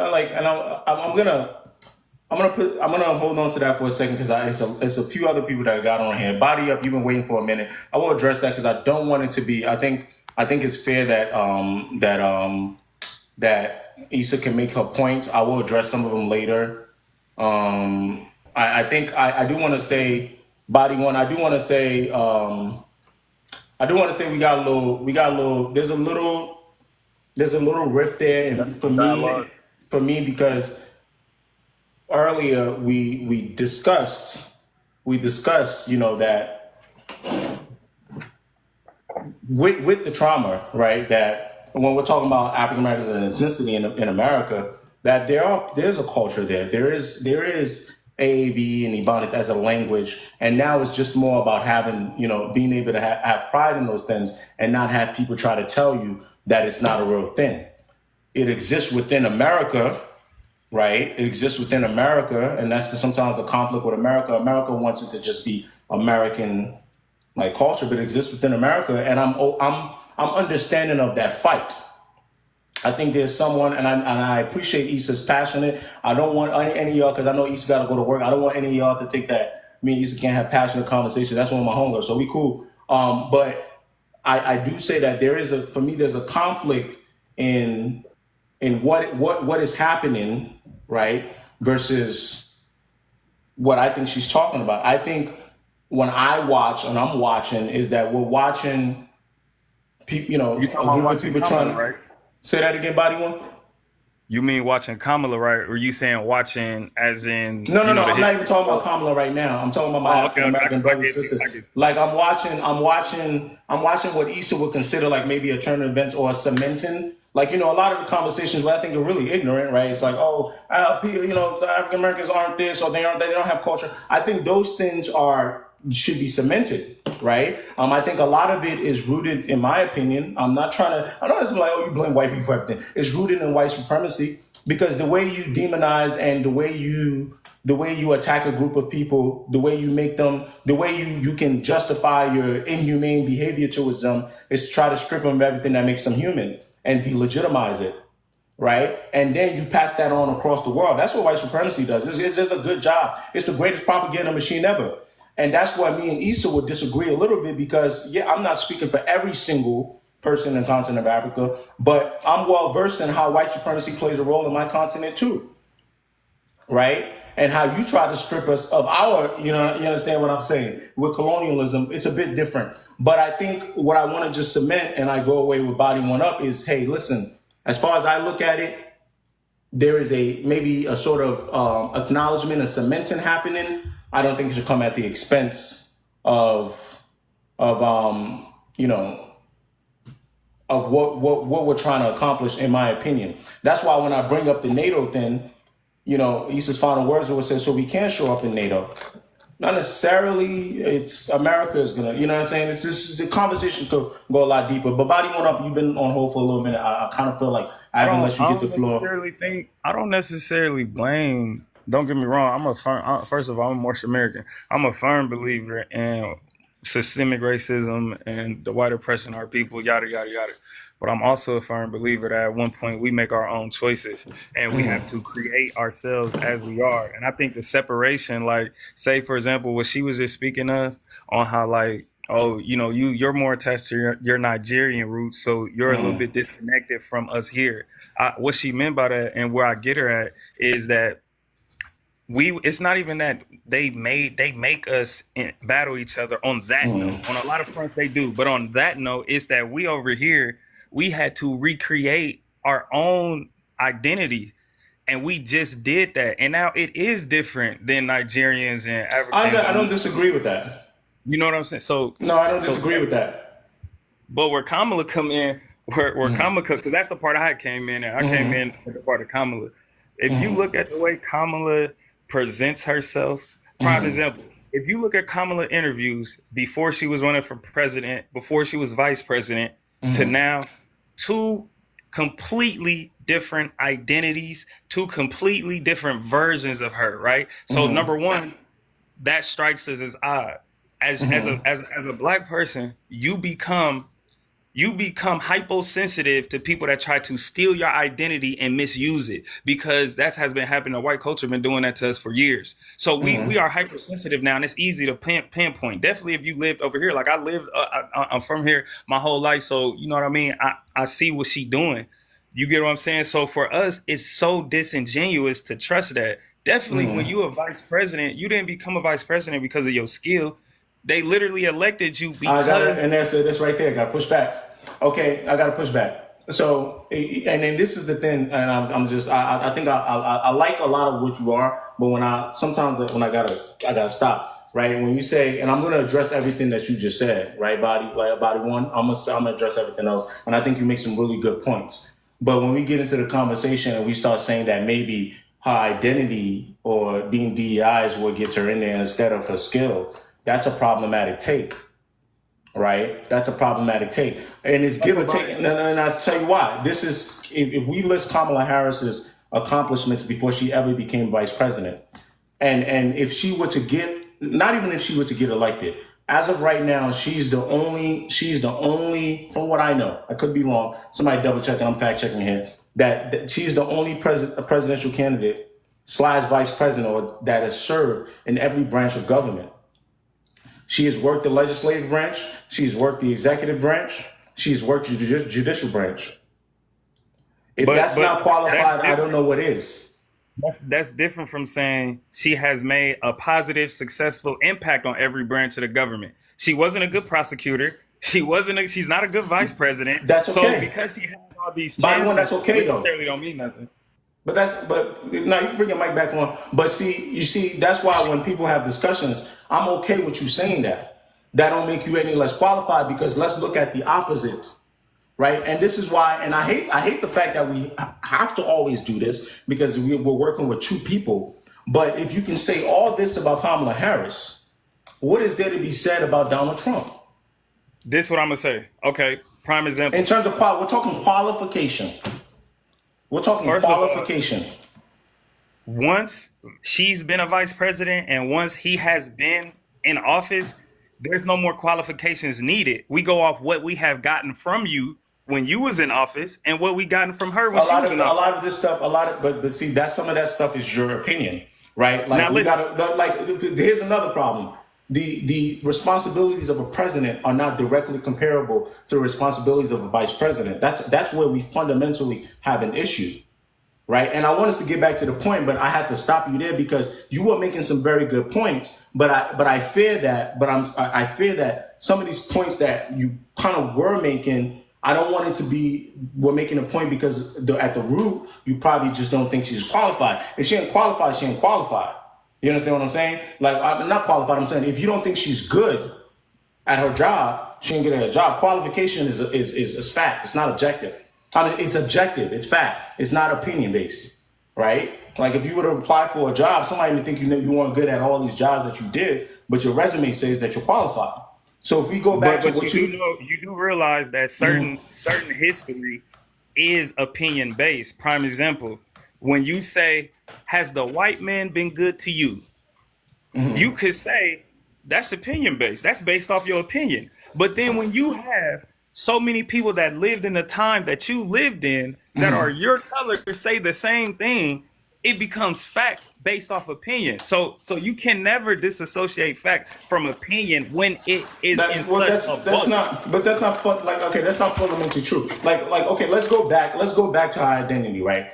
And a lot of the debates I see on TikTok, that's why people would jump in here and be like, "Oh, what is this? What are they talking about?" And get it because a lot of people don't know how to have conversations, right? And do give a take. Here's what I'm willing to give, and I think this is Issa says she wants to create the conversations to one stay on. Like she said, like I would love the conversation not to not be about any other melanated groups in America. I do want to say that this is where we have to kind of be a little bit real. When I'm talking about blackness, I'm talking about black as a race, right? And I think that that's where I have a problem with when people are like, she's Indian, right? I have a fundamental issue with that. It's a biracial person. Next, Candace Owens, black. Next, Drake, biracial. Next, Ross, black. That was easy. If we want to start talking ethnicity, right, then we can have that conversation. But then if you want to say that Kamala Harris is pandering, I will name you every other politician, 99.9% on the planet, who are pandering. Nikki Haley, that sounds like a goddamn pop star. Nikki Haley, that sounds like the name of somebody that's about to be on the goddamn Billboard 100. Hot 100. If that's more criminal than Kamala Harris. Her name is Nimarata Haley, and the Haley was from marriage. The Haley was from marriage. She was born Nimarata Randhawa. She couldn't lean on any type of blackness because she has no black parents. Man, look. Hold on. Hold on, buddy. Real quick. I got you. I'm gonna let you go. But what she tried to do is assimilate to whiteness politically. I'm not saying that it's right. I'm not saying that it's correct. I'm telling you what politicians do. And now I'm gonna pass it on to you, body one, is you are in your right to call out what you think is pandering. But do not let that seep into contributing into in my opinion, this now I'm going to say in my opinion, contributing to division and start having white people to have enough guts like Donald Trump to get on TV and try to tell me about true biracial people like I don't have eyes, ears, and the ability to look stuff up. I'm gonna let you finish, and I want to go on to Aaron and HQ, and I want to make sure everybody else gets a turn in here. Everybody, every human being has a lower self and higher self. They are bad and good, strongly mixed. You, me, we all have done bad things. I don't agree with every Trump policy. Like the lady mentioned, and that he did say that. He did say he want to give immunity to police. Police been killing us anyway. They gonna kill us anyway. Giving them immunity ain't gonna stop nothing. They're not getting no life sentences for it. So You'd be surprised about laws. Let's not downplay laws. Let's not downplay laws. But I will not say that that's something I want to happen. But I am just being honest. That's not necessarily changing anything. And language, yes, language. To put Kamala in office. Okay. Let me address what you call blackness. About don't disassociate her from her blackness. One, the moment we have to go and over explain so much about somebody's blackness to make them black, they not necessarily black. I don't think I over explained. I just certified that. I clarified that she's biracial. In general, that's the topic around her. It's not the topic around Barack Obama. No matter how many people hated Drake when Kendrick dropped that song, it's not a topic necessarily around. Hold up, brother. I'm the king of Drake and Kendrick topic on this page. Me too, brother. How much you want to bet? I got the Texas. I got the comments. It's been brought up. The comments. Don't get me wrong. They done had some comments, but everybody know. Like, come on, his father. When you know your lineage comes through your father, that's end of discussion right there. And hey, body one. You know who ran this play before? It's funny. We're doing revisionist history. Why do you think Obama's birth certificate was floating around? Who is this? Hold on. You know why? Because that didn't come from black people. Black people didn't say, "Hey, man, we don't believe Barack Obama. We need to see evidence." That is that's because. That's because the agenda. Hold on, body one. That's because the agenda didn't seep in all the way through. We are. This is 2024. We are 16 years away from that. The Twitter wasn't Twitter. Hold on. Twitter wasn't Twitter. TikTok wasn't TikTok. A lot of these, sort of negative ideas spewing to black people didn't exist yet. So you know who was running those plays? Right-wing Tea Party, Donald Trump lovers. Brother, I'm not saying I got an answer for everything, but you just said, okay, the conversation want to happen around Obama, conversation want to happen around Drake. I think those two things are fundamentally wrong because I've seen it with my own eyes. This is what I mean. You should have seen when they found out Obama was born white. You should have seen how crazy that was in the conversation. We talking about black. You should have seen the talk. You should have seen the talk. Like he was debating if the Obama was black or not. Like does that? This is what I'm saying. In a black household, I have never. My first time voting, my first time being allowed to vote was the year Obama ran for office. I was 18 in 2008. With that being said, this is what I'm saying though. It was never black people when he came up to vote. It wasn't like, man, is dude a brother? Can we vote for him? It was never. As soon as we seen him, okay, now his swag, the way he walked. The way he talked, the way he used his speech, how his hair was, the way his lips was, we said that's a brother. We didn't question it, no matter how much they questioned it. And that's okay though. We said, man, you crazy. What are you talking about? Body one, see, that's okay. That's okay. It's slightly relevant to the conversation I'm trying to have here, right? But I keep getting cut out, so I got to keep explaining the little parts. So before I get to but I don't see. That's the thing, though. I don't really disagree with you on that. But you're saying with us, we didn't, right? Okay, black people overall, all across America. But I'm telling you that this thing existed. They just couldn't penetrate us. That's all I'm trying to tell you. Now, was Barack Obama a better candidate at this? Fair enough, body one. I'll give you that. His choice in spouse helps, right? His choice in spouse helps. Marries a black woman, right? But he's actively in Chicago. Like, I get it.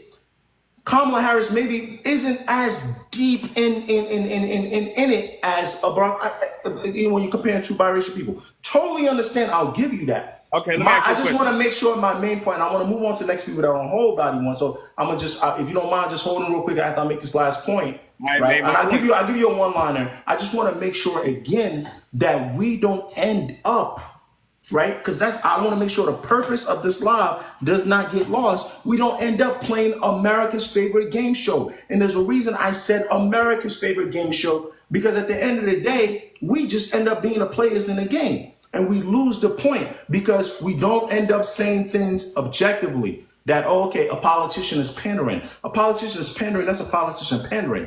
That should not have us misunderstanding biracial people. A rapper is having a rap battle. A rapper's having a rap battle. That should not have us saying there were people in my comments telling me Drake can't say the N-word, he's a Jew. Historically, we have never moved like that as black people all over the world. So that's all I'm trying to say. I'm gonna let you get your one liner because I want to really move on to everybody else. Okay. The number one thing I see my people suffering about right now and culture and life in general is the price of food, is the price of everything right now. Do you know who is solely responsible for that? Who had the deciding vote? One person, when she was the last person to vote on that bill. And go look it up. And Go which look it up act? right Which now. act? Which act? Hold on. I'm about to Which pull it. act? You talking about the Inflation Act? I'm gonna let you hold on to Yeah. that thought. I want to move on to somebody else. I'm gonna The let you hold on to Inflation that Act, thought. yes, the because Inflation Act. because then we're gonna go because you're not. I don't think you're fundamentally correct, right? If you're talking about the Inflation Act, and that's gonna open up a whole nother battle. Look it up, And brother. You can pull it up on the internet. Look it up. no, I'm gonna let I'm you stay on and you pull that up and I'll probably go back. I want to get to a lot of other people here that Lena, I think you've been holding on a lot longer than I want to go to Aaron and Lee, and I'm gonna try not to cut anybody off because I really want to get some more different talking points. I hope everybody understands the purpose of the live, and what we're talking about today is I know that there's some ethnic differences, but I'm not quite sure when we got to misunderstanding black people, connection to Africa, biracial people. All of a sudden, we were getting a headache. We don't understand what's going on. What's going on, Lena? Hi, can you hear me? Yeah, absolutely. We can hear you. You real can. well. Okay. I just wanted to wonder, not wonder. I am. I'm sorry. I'm a little nervous. I wonder what your um, thought process is on, as far as someone like Kamala. People, I mean, if you didn't know her background, you would look at her, a lot of people will look at her and describe her as a black woman. So isn't part of your blackness how people perceive you? Yeah, I mean that's how I started this live, right? I was like the first thing, fortunately or unfortunately for certain people, if we're going by as far as a race, yeah, if I look at her, that's just a light-skinned black woman. And if someone told me she was mixed, I would go, yeah. I look at Drake and I go, oh yeah, that's a light-skinned black man. And someone told me he's biracial, I would say yes.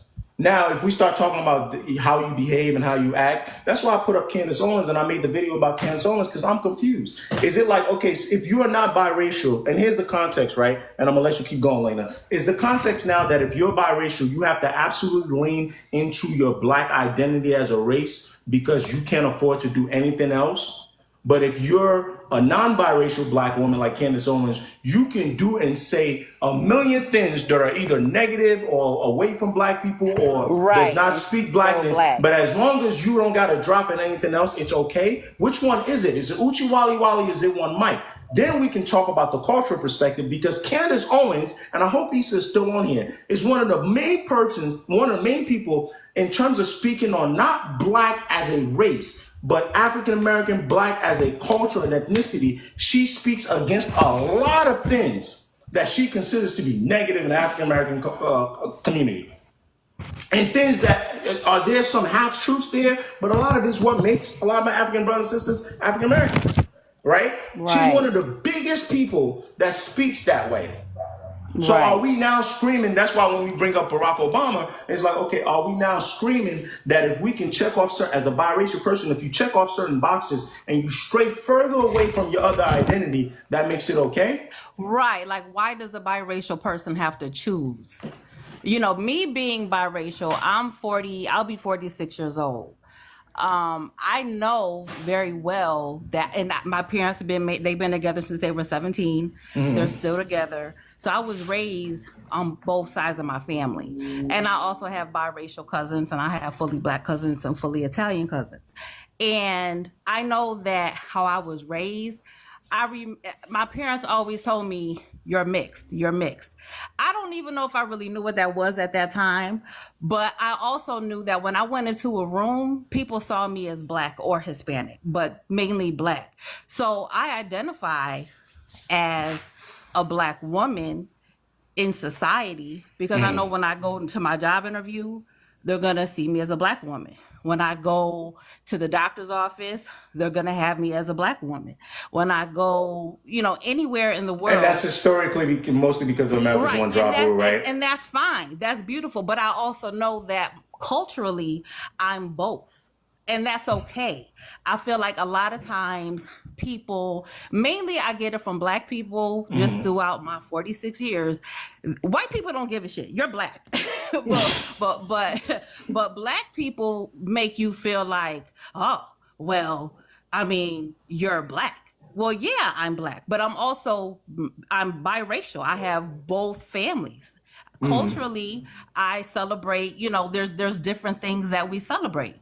And I just feel like Black people just kind of want you to put down there's some the other Lena, side. hold on, I've Lena. had cousins like expect me to put down my mother's and I'm like, well, why would I do that? That never made sense to me. I wanna say something though, Lena. So there's a lot of like historical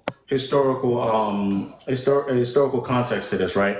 And I just really want to say, let's not even speak in specifics for a second, right? Let's look at if I took 100 kids and I put them in a room, right?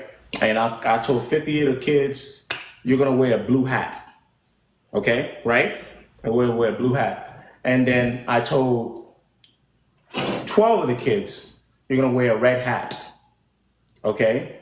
And the rest of the other kids, I give them purple hats, right? And I tell the rest of the kids, you can join whoever you want to join, right? But by the way, we're going to be playing tug of war at the end of the class, right?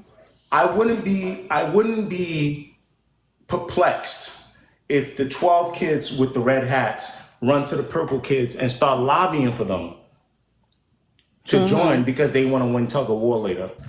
Do you understand that historical context, right? So when you and then imagine now, because America is nasty like that. Imagine if the other kids with the blue hats were like, it's 50 of us. We don't like these purple. We don't like, and some of them, not all of them, right? So I use the hat thing because sometimes our brain, when we don't simplify things we don't make it that simple, right? Absolutely. A lot of us can't really understand. So I did want to interrupt and speak to the historical context of that, is that I think subconsciously, and I do this too, not a race perspective, right? From someone that thinks I kind of maybe understand geopolitical conversations and how it impacts the world. I'm watching a bunch of melanated African descendants, right, in the continent of Africa, outside the continent of Africa, and we down 15 in the third quarter.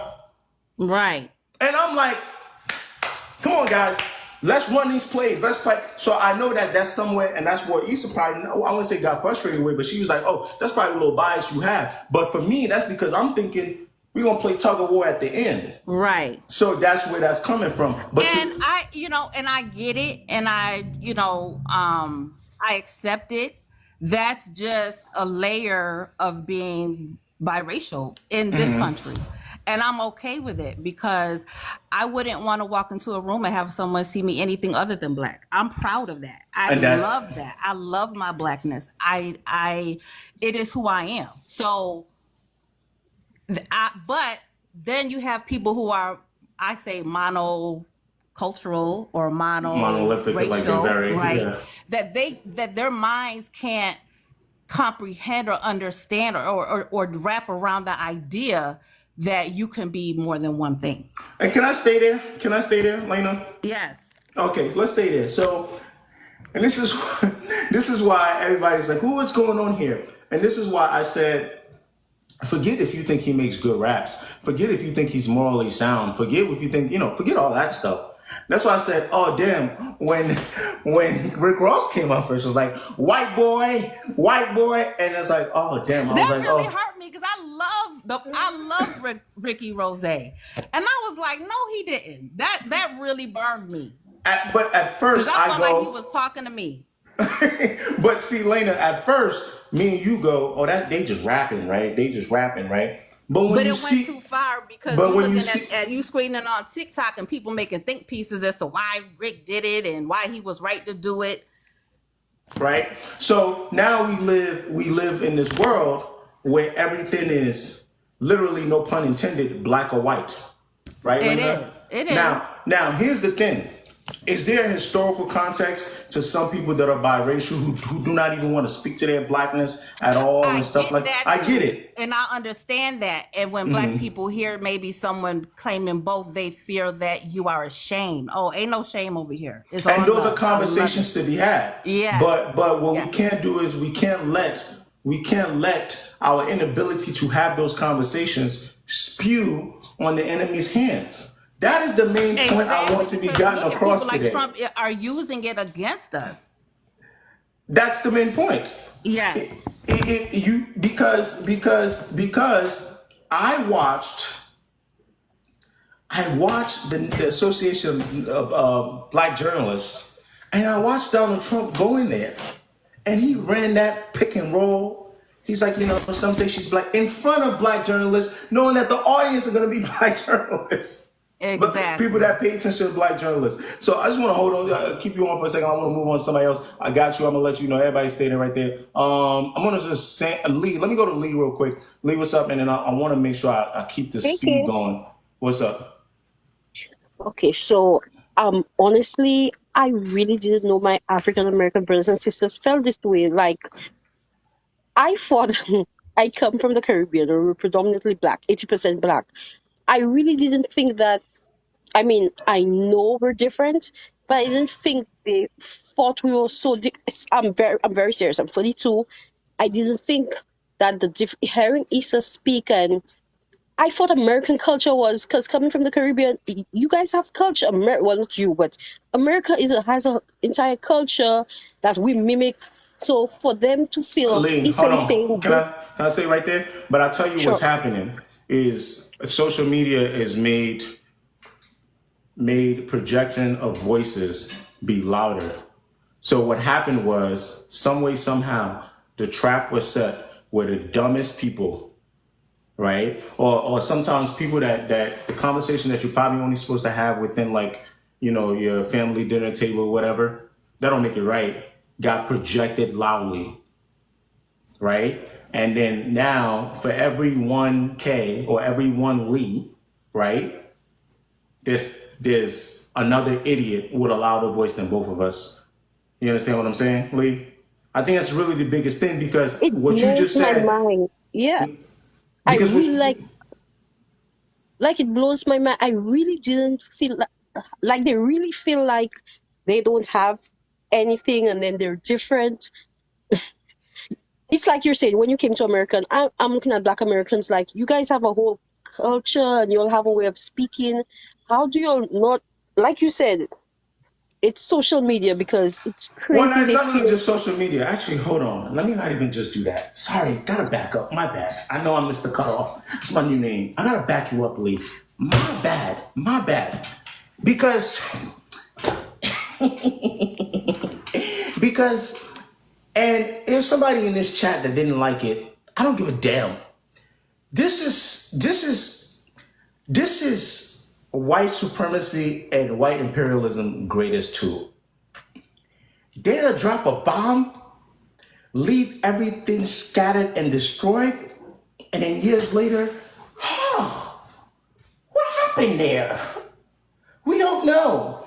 A large part, from what I've seen and what I've studied of the conversation and what happened and what's happening with a lot of what we're doing right now, right, is years and decades of not only white supremacy propaganda, but also historically,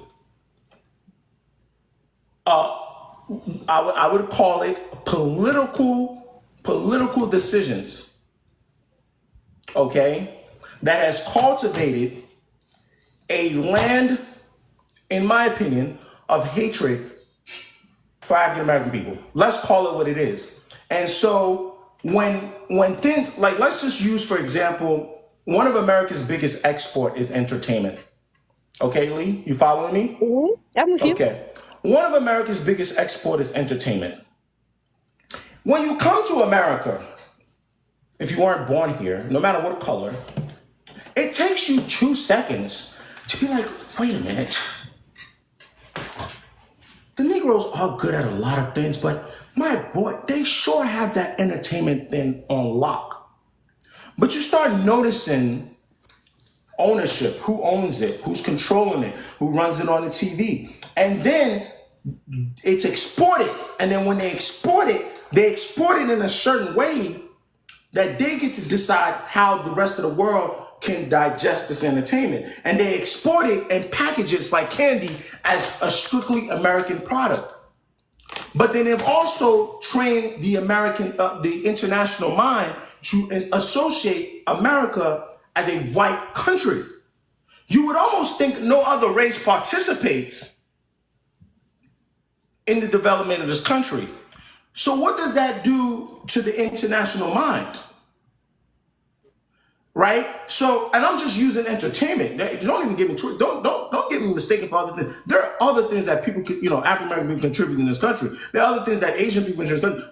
Forget that. I'm just talking entertainment. You can't turn around. You can't turn around and tell me, and that's the conversations a lot of my black brothers and sisters are having now. They're like, well, wait a minute now. Let's put a cap on hip hop. Let's make sure people, and I'm okay with those conversations. I want to have those conversations, but you don't recognize the real enemy. So you start thinking, it's that immigrant, it's that person, it's this immigrant, it's this, right? And then you start saying, okay, in the context of protecting, my blackness. Then you start saying, no, you're not black, but black, then we start having, you understand what I'm saying, Lee? But at the root of it, if you keep stripping it down, at the root of it, you can find your enemy. And then when you cannibalize yourselves enough, right? Once you done destroyed yourself enough, they'll take the baton. Which is exactly what a lot of these right-wing extremist white groups are doing now. Because they can't run the white hood playbook no more. So they gave us the weapons, let us cannibalize ourselves, and this is for political gain. They're like, okay, how do we get that right-wing, that guy that's willing to pander to right-wing people in? How do we get him in? Because we know he's getting little to no black votes. You understand what I'm saying? So the way we do that is we start the infighting. So then we tell some of the right, don't vote liberal, don't do. You understand what I'm saying? I may not be landing this plane exactly I should be landed, Lee, but No, you're landing. The yeah, infighting is crazy, and I never knew it was this bad but when until I you started listening to how I have to. Eastern and African Americans saying stuff like Pamela. And I'm not American. It's not politics, but I'm listening to a black person say another black person isn't part of their culture. No, that's okay. See, here's the thing. I'll use Asian people. Okay? Asian is a race, correct? Correct. Okay, Asian people race. Don't think for 1 second Chinese people and Korean people and Japanese people don't have their own thing. Right? They have their differences, but they also have their similarities. Right? If you break it down, there's Asian culture, right? And even with their beef, and even with, how much dislike a lot of Asian people have for the Japanese, who were their version of colonial powers for a very long time. But that's okay as long as hold on. Ashley's saying they have differences. I want to speak on this. I never say they didn't have differences. And I think I'm pretty well equipped to have this conversation. I just said they have differences. You said they have differences. But now you're telling me I'm making assumptions. That doesn't make any sense. So you're making assumptions too. I'm not. There are differences, and they also have certain similarities. That's a very general statement. And I'm comparing that, and I'm going to move on from the point. I'm going to sit here and talk about Asian people all day and saying that we have differences, but we also have similarities. And at the end of the day, right, those differences and similarities is not what we're going to start using now to say you're not Asian, you're not black.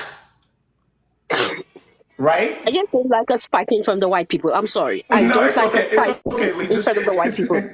so We no, can't. We just say cannot that. be fighting in front of. We can, of course, we have differences. You're Nigerian, I'm Caribbean. They're African Americans. But I wish we would fight like at home, discuss amongst ourselves, and not have the white people looking at us like they can't even agree amongst each other. Why would we care about them? That's all. All I see sometimes, like we argue about who's what. At the end of the day, if I leave my island and go to America, if I don't open my mouth and I get killed by a police, they won't say a Caribbean person got killed by a police. I would be Yeah, black. there's just a language here. So okay, so here's my thing. And here's the thing, right? And this is, and I'm glad you kind of are leading me to my next point. There's race, there's ethnicity. Okay? If someone wants to specify, let's say you ended up on the news, Lee, for any reason, right? If someone wants to specify, wants to say your race, and then wants to specify your ethnicity, great. T. Carter, and your culture is within your ethnicity. Your culture is a product of your ethnicity, D. Luna. Your culture is a product of your ethnicity. It's a product of your ethnicity. So also sometimes can be a product of your race. Like you can have European culture and nationality. You can have French culture, and then you can have Italian culture, and there's different ethnicity. Believe it or not, there's different ethnicity in Italian. Then you can have that culture. Like this, there are layers, and for whatever reason, we've lost our minds. Crazy. We have. Right? We've lost our minds. But then within those cultures, we have similarities, right? So me as a continental African, I pull up next to a Jamaican brother. I pull up next to an African American brother. I pull up next to a Haitian brother. We in the car riding. It's time to get some food. There are things we share about food. That's why I love food and I love music. That makes the decision on what we're going to eat, if we start getting deep in our bag, that a white person, an Asian person is going to struggle with. Facts. That's a real thing. That's within culture as us as black people, descendant of Africans. That's a thing. Now, when you go to Haiti, let's go to Haiti. But then now, if you take 4 different Haitian men, put them in a car, they may be Haiti from different sides of the island. One's from Port-au-Prince, they share similarities, but there's going to be decisions that they can make about what they're probably going to eat with the griot. I may not know that. But what happens is, for whatever reason, the way these dialogues are happening is having us lose the commonality because people think we don't understand the differences. Or no, And we do. Lee, Of I course want to we do. move. I'm gonna move. Do you mind, Lee? You had a last point. No, all I'm saying is, of course, I know we're different, but we shouldn't be fighting in front of the enemy so they know how divided we are. That's all I'm going to say. I got you. Let me go. Sandy, I had you on mute for a while. Oh, T. Carter, hold on. T. Carter, you see how you said that? That's okay. But guess what? She never said she was. And this is the problem when people struggle with. Kamala Harris is black. She's let me even be more specific. Kamala Harris is biracial. She's not ethnically black American. She's never said she was. But she is, however, says she's black. She identifies as a black woman. Nothing wrong with that. Is Kamala Harris pandering like every other politician on this planet? Yes. Because that's how you win, nigga. That's how you win. You go win an election without pandering, brother. Let me know how far you get along. That'll make it right. Trump doesn't pander with his behavior. He panders this, with this, with this. I'm gonna build the border. I'm gonna make the biggest. He panders with his promises. He panders with things that are ironically fundamentally against what his donors would want. All politicians pander.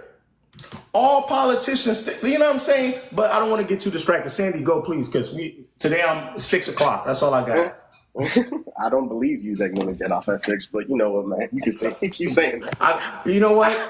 Where there's a will, there's a way. Oh, I would tell you ninjas about how colored people time, black people time is universal, but I don't feel like it.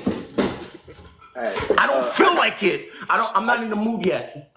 I gotta get a few points off. I need to get some misinformation out of the way first. First of all, I need to get on the fact that Kamala Harris caused inflation. I'm sorry, my brother, but that Wait, you said you need to get off the fact that Kamala Harris what? That did not cause inflation. She's not the reason we have inflation. And Yeah, that was. I had to cut that for a second. That was. I need to like point it out because a lot of people say this, but like America has the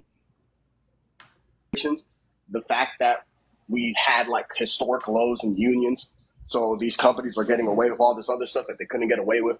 The fact that there was super low interest rates and they were borrowing out the moon and nobody was checking them and they were able to get away with all this other stuff. So many different numerous reasons. And it was bound to hit a point that it was going to collapse. And especially after COVID and everything, where they were borrowing like crazy and there was this high spend, like inflation was going to hit a point. It was always going to hit this point. We've always been spending more. Sandy, you know what my least favorite thing about the U.S. presidential setup? You usually, if I had to put a number on it, about 60% of the effect that a president and his cabinet has on the American economy, in my opinion, isn't felt until 4 years after. That's the problem, right? So you'll be sitting here and you'll be in Obama's economy during Trump's presidency, giving Obama, you'll be in Obama's economy during the beginning of Trump's presidency, and you'll be giving Trump credit for Obama's economy. If you have two terms, you understand what I'm trying to say? I'm not speaking in absolutes, but it's a very common thing. Especially if the president, like now, if the president, now you're lucky if the president doesn't get two terms. So luckily or unluckily, depending on who you ask, Trump only got one term, right? Yeah. And then, so you got 4 years. So now Biden comes in, right? Mm-hmm. And in the midst of your presidency, you're trying to stop some of the effects of, right? It was like when people were talking about their taxes. Yeah. And they were like, oh, I did my taxes. And I said, well, that's due to the 2017 Tax Act. And then another thing about the Inflation Reduction Act, like I want to point out, like there's some things that people don't understand. Like for the first time, I don't know how many people know that America is actually an energy surplus now, not an energy deficiency. We actually are not a like oil importer anymore. We're an oil exporter, from my understanding. There's a bunch of other things. Now then, on the Kamala Harris situation and Candace Owens situation, it's very interesting to me because, like, honestly, like, this conversation would have never started up if, like, they weren't trying to, like, make this huge mess before the election because they need votes. And, like, whether Kamala Harris, if you identify her as, like, I think she's a black woman, that's what she says. Whether she's an African-American woman or she's a black American woman because she's a black woman that lives in America, grew up in America. That's just what she is. Now then, the term foundational black American, like, I really dislike that term. Like, Teresa, well, I don't. Can I stop you right there?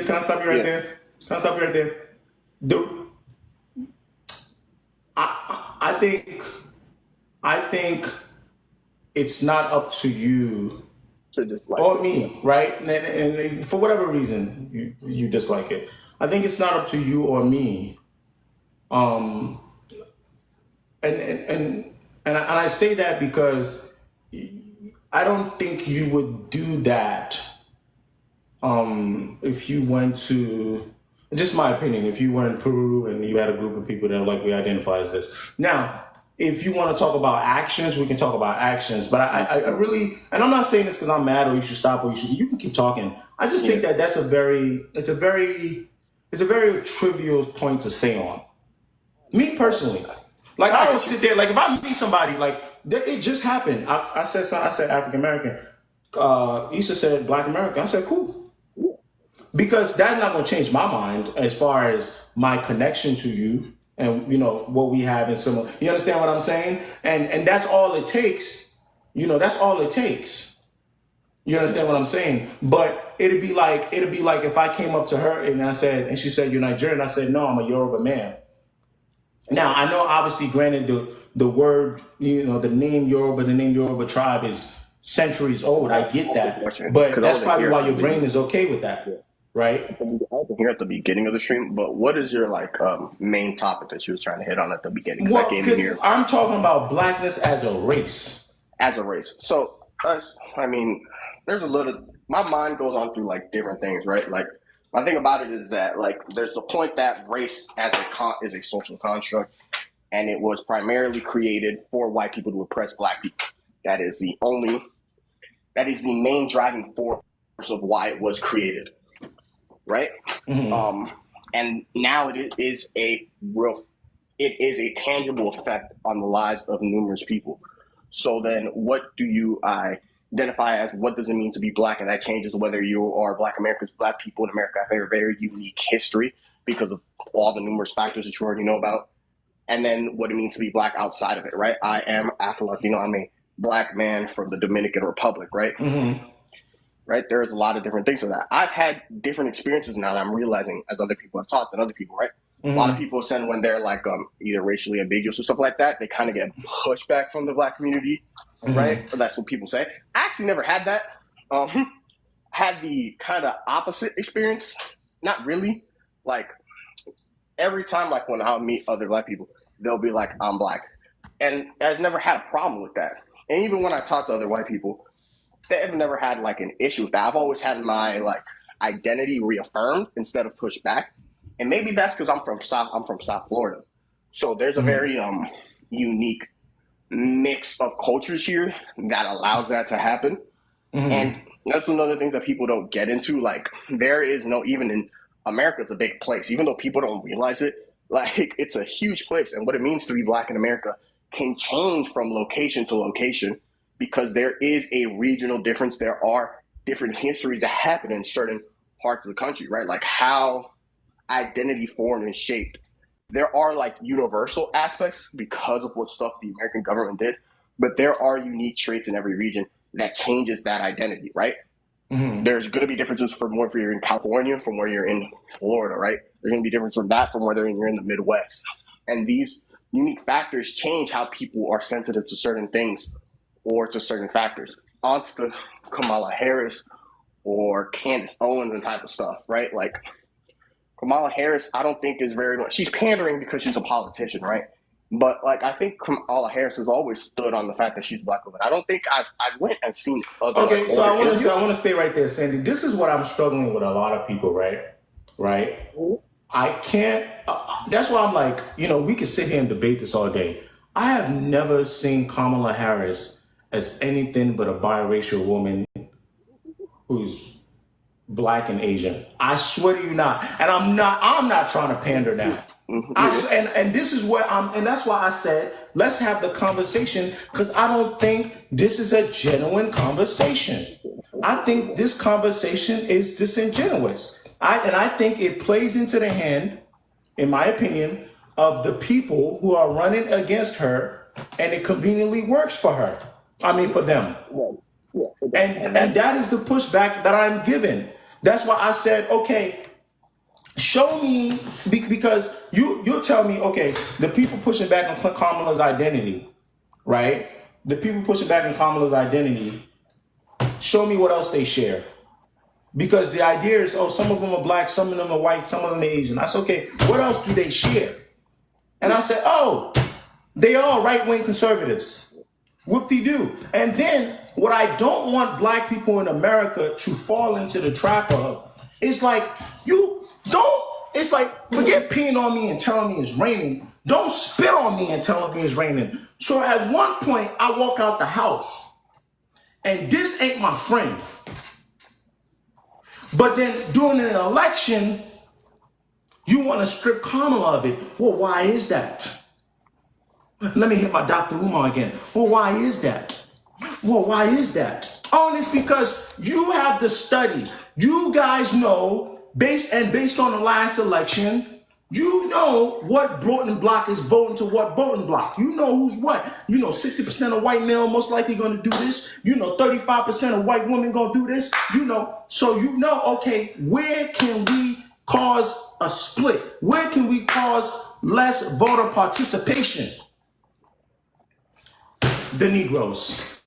It's not going to work either. That's like another thing that bothers me about this entire conversation, regardless of whether like it's like a topic of discussion because like the right wing conservatives are making a discussion. I don't think it's actually going to change that much.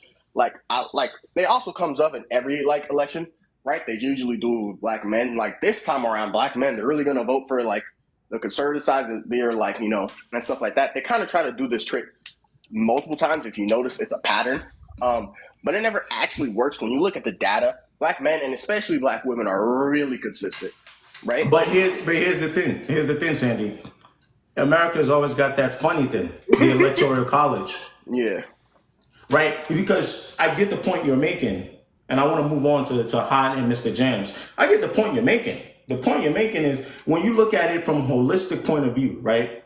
From a whole point of view, the percentages are still probably going percentage, right? But then what happens in Michigan where a few hundred votes or a few thousand votes are the difference in winning that many electoral votes? And switch because say what you want to say about Donald Trump, say what you and Hillary Clinton. Donald Trump didn't win with the popular vote when he beat Hillary Clinton. That's a fact. That's a fact.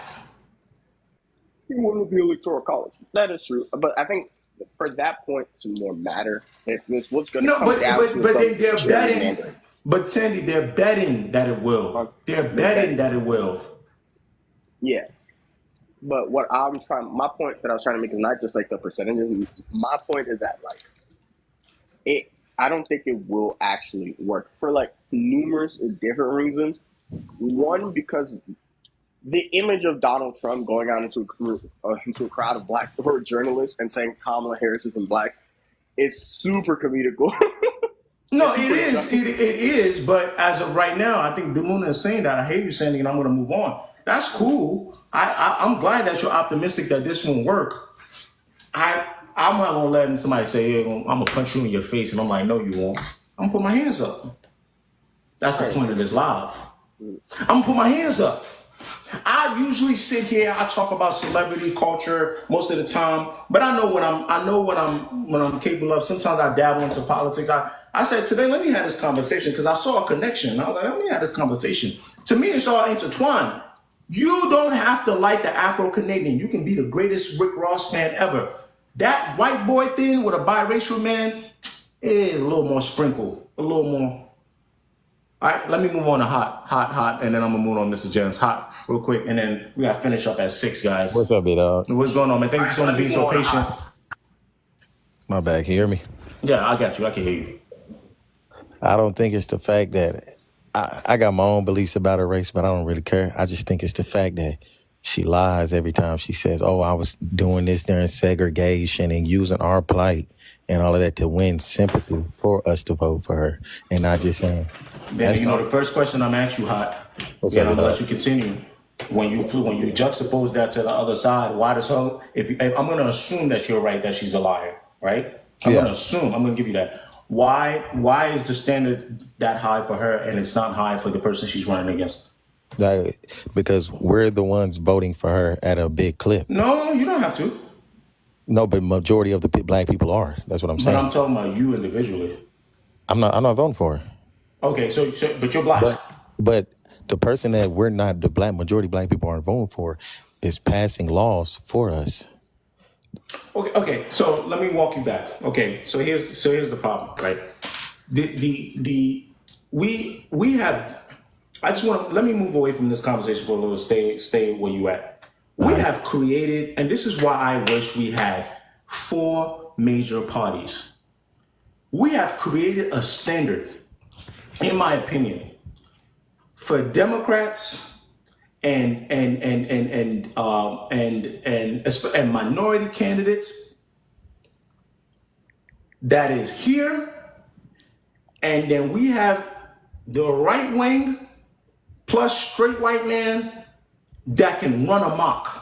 Because I'm hearing you and I'm saying, let me just assume you right. But you're saying it's because you're assuming that most black people are going to vote for her, so you want to hold her more accountable.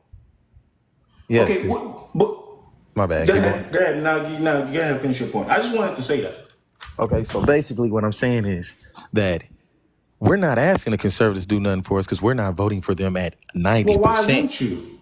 Because they're not, if they're not doing nothing for us, we're giving our vote to the person that's supposed to be and saying that they're going to do this and running off our backs. Just like when George Floyd passed, they were at front row at his funeral. They were saying all of this and that. Then they got in there and they passed the Asian Hate Act. They got in there and did all of this other stuff, and they ran off of what off our plight.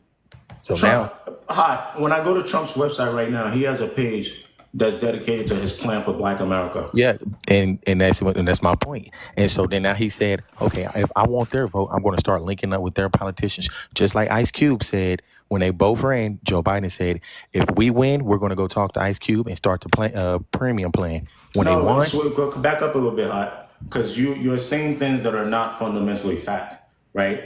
Donald Trump, he verbally speaks, and it may not be a top of his priority. Look at my blacks for Trumps. Yes, I've done more for the black people than any. I've done more. He speaks like that. He, on document, on paper, has a plan for Black America, right? And he says that. So what I'm pushing back to you is your original point about this group and this politician is the only one that speaks or panders to our votes. It's not true. Just because it don't work, and I'll tell you why I think it don't work, right? Is that the right can't get out of their way of their inherent pandering for racism at the same time, which is what they care about more. Which is, it goes back to the Southern strategy. That's a whole nother conversation.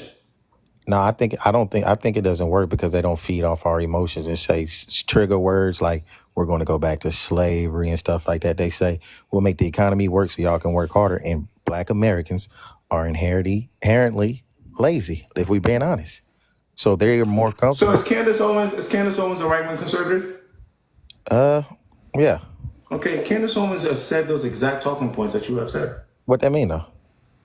This is part of the group that is having political influence. She's not just speaking to speak just because it's entertaining. She's speaking to get, and even not even just Candace Owens. There are other black political strategists that speak this way. They are actively working to help Republicans get elected. So what I'm saying to you is that you're telling me that the language that Democrats and liberals may be using is because they're pandering to our votes and they don't use language that triggers our emotions. They use language that trigger emotions. They have their way. We're talking from a political standpoint, and the right has their way of trying to get their votes too. They just pick which one they think is more important. And that goes back again to the Southern strategy of pandering to former Southern Democrats that are racist. I'm telling you straight up. If they could let that side go, which they won't, because the key is still winning elections for them. And don't worry, they will let it go when it's no longer efficient. If they could let that side go, they would have more black people willing to vote that way. I'm telling you. Okay. But I think Candace Owens is the blackest on the list because Martin Luther King spoke like her. Malcolm X spoke That's a like her. rhetorical question. That's why I think that's a rhetorical question.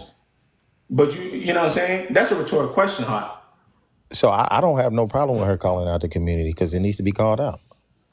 Okay, fair enough. Fair enough. Fair enough. I'm gonna keep you on if you make I'm on some, before I jump on here. Mr. Jammers, you've been on hold for a big minute. I appreciate you. I can't really stay too much on what hot was, and so I want to get to you because I know you got some points you really want to make. My bad. Honestly, it's more of like when I see Kamala, I see Kamala. When I see all these people, I see, these people on the panel. Who's blacker? I see two biracials and just two black people. Like Drake is biracial, Kamala's biracial, and then Candace and Rick Ross are both black. The only difference between all of them is the fact that, first of all, Drake is lame as shit. They not like us. I'll say what Kendrick said. Rick Ross was like, a 5-0. He was 12 before he became a rapper. He stole his name from somebody else. I know that for a fact. So it's like, yeah, like Rick Ross was like, working with the cops before he became a rapper. Candace Owens, self-hating bitch. Kamala. Okay, language, please. Sorry. I'm here. I'm with you though. Keep going. No, it's just like I'm tired. But you notice how none of this stuff changes their identity. I'm glad that you led with you knowing what their identity was, right? You see that? And that's why I ain't stop you. I just said language because TikTok, right? But I'm cool with the opinions, right? Like the problem becomes when like we start using all this stuff and then start trying to use it to switch the identity. It's just like, all right, cool. If you think Drake's not a cool dude, Drake's corny. Being corny ain't got nothing to do with it. I know a lot of cool biracial dudes and I know a lot of corny biracial dudes. I know a lot of cool black people and I know a lot of corny black people. I know a lot of self-hating black women and I know a lot of black women who love themselves. Shout out to Candace Owens, in my opinion. No, I just don't, because it's like they're praising George Floyd as a hero. I didn't think George Floyd was a hero, all right? I didn't know who George Floyd was until like after he died. I don't feel like George Floyd was a hero. I just felt like he was just a regular man doing his thing, and then cops decided to be judge, jury, and executioner. And then they were called out for it. And it's like Candace Owens with her right-wing talking points. Like before she was even right-wing, I mean, it's like she was racially discriminated against at her high school, and she filed a lawsuit. I don't even understand why people are listening to Candace so much all the damn time. I mean, it's like she has a platform and she's causing damage, and then you can only ignore her for so long, right? It's just annoying because it's like you can only so here's the conflict, right? Like, Mr. Gentleman, and I'm gonna move on to Don real quick and get to Dash because we got to get up out of here. And I'm gonna let you have your final point real quick, but we'll just let it go unchecked. She never goes away. Like, I keep my Candace Owens interactions to a minimum. I made one video now. I haven't made a video in a few months, literally. But it's like sometimes she'll say something that just gets me. Like this one, I knew what she was doing. Like, I know clearly Candace Owens is black. Whether or not she wants to marry a white man, Asian man, have all types of babies, have 27 white women at her baby shower, I'm not going to rob her of that, right? That's what I made the video being funny. But I with all those things, I didn't rob her of her blackness. But for whatever reason, she wanted to deep dive and do a 1-hour show on Kamala Harris's genealogy and the people that she called aunties and uncles, as though I thought that was ironic. That ain't the blackest thing I ever heard. It's also, you can consider it in a very Indian thing, a very, non-Western thing. Your mama got a friend that's a godmother that you call her auntie, da-da-da. So I just thought there was a big irony. And then she wants to spend time with that. So I said, if you want to spend 1 hour, Candace Owens, on Kamala Harris' genealogy because you don't want a Democrat in office, fine. Let me do 5 minutes on you and your inability to understand something so simple as God is good. I can walk into any black group as long as they're Christians. Run up to a Nigerian, God is good, they know what to do. Run up to an African American, that's Christian, God is good, they know what to do. Run up to a Jamaican, that's Christian, God is good, they know what to say. Why is that? Why is that? Why is that? And I didn't make a video on that, Candace Owens, to discredit your blackness when it happened a month ago, but I made a video on it now because you've got some nerves. But is it because you're blackity black, you're my skin color black? That's why it's okay? That's why it's okay? That's why I made it. So that's why I want to have these conversations. Okay, D Luna, I'm cool with that. Call it a spiritual thing. That spirit is evil. It's just to me. That spirit is evil. It's just more. Sorry. Yeah. But it's sorry. like, that's even worse. Sorry. Okay, Don Evans, go ahead, man. Thank you, Mr. Jones. Just hold on, sit tight. I'm gonna let everybody have a last word and get up out of here. Don Evans, talk to me. I'm gonna go to Dash real quick and we'll get up out of here. I said All right. 6 o'clock. So I had seen people saying Kamala Harris isn't Black American because her dad Jamaican and her mom is Indian, but it's so weird to me because they use the same logic against Drake, saying he's not Black American, although his dad is Black American, but he lives in Canada, and they use the same logic against him. But when it's Kamala Harris, who was born in America, now she not Black American, even though she born in America, Black in It's America. called Don. Let's call moving the goalpost for Drake. They're right about Kamala Harris, right? They're right, but I brought up what you brought up, like. Okay, so then it seems like you're saying what makes you African American is not only you have to have two Black parents, but you also have to live in America. Yeah, that's just so. That's so. That's strange. not really how that works. I know a lot of people don't want to hear that, but is it my? I can't play police all day about this. And yeah, they definitely have a different experience to me who has two black American parents who come from who are descendants of slavery. Like for me, they are a different experience. But they both Black American in different ways. Whilst they can celebrate their heritage and they're different to me, Jamaica, the Black people in Jamaica come from the East Atlantic slave trade as well. Am I wrong? The transatlantic slave trade, yeah. I'm sorry. The transatlantic slave trade. So yeah, there's context, right? It's Don. You ain't even got the. I feel your passion, by the way, but you ain't got the. You know what I'm saying. You don't have like half the time the people you're talking to, they being willingly ignorant, right? So there's Afro Canadians, there's African Americans, if you want to put the Afro in front of Jamaicans, you can call them Afro Jamaicans, you can call them Afro Haitians, because now you have these island countries where there are non-Black people inhabiting those countries too. So if you want to start putting Afro in front of it, that's fine, right? And then you have what I call the three links, right? So when we have these like sort of conversations and people have what I call like a main character syndrome complex, right? So you would see that with like, let's say someone like me that's Nigerian, not all Nigerians, right? You meet a Nigerian main character, I'm from Nigeria, I'm from the motherland, right?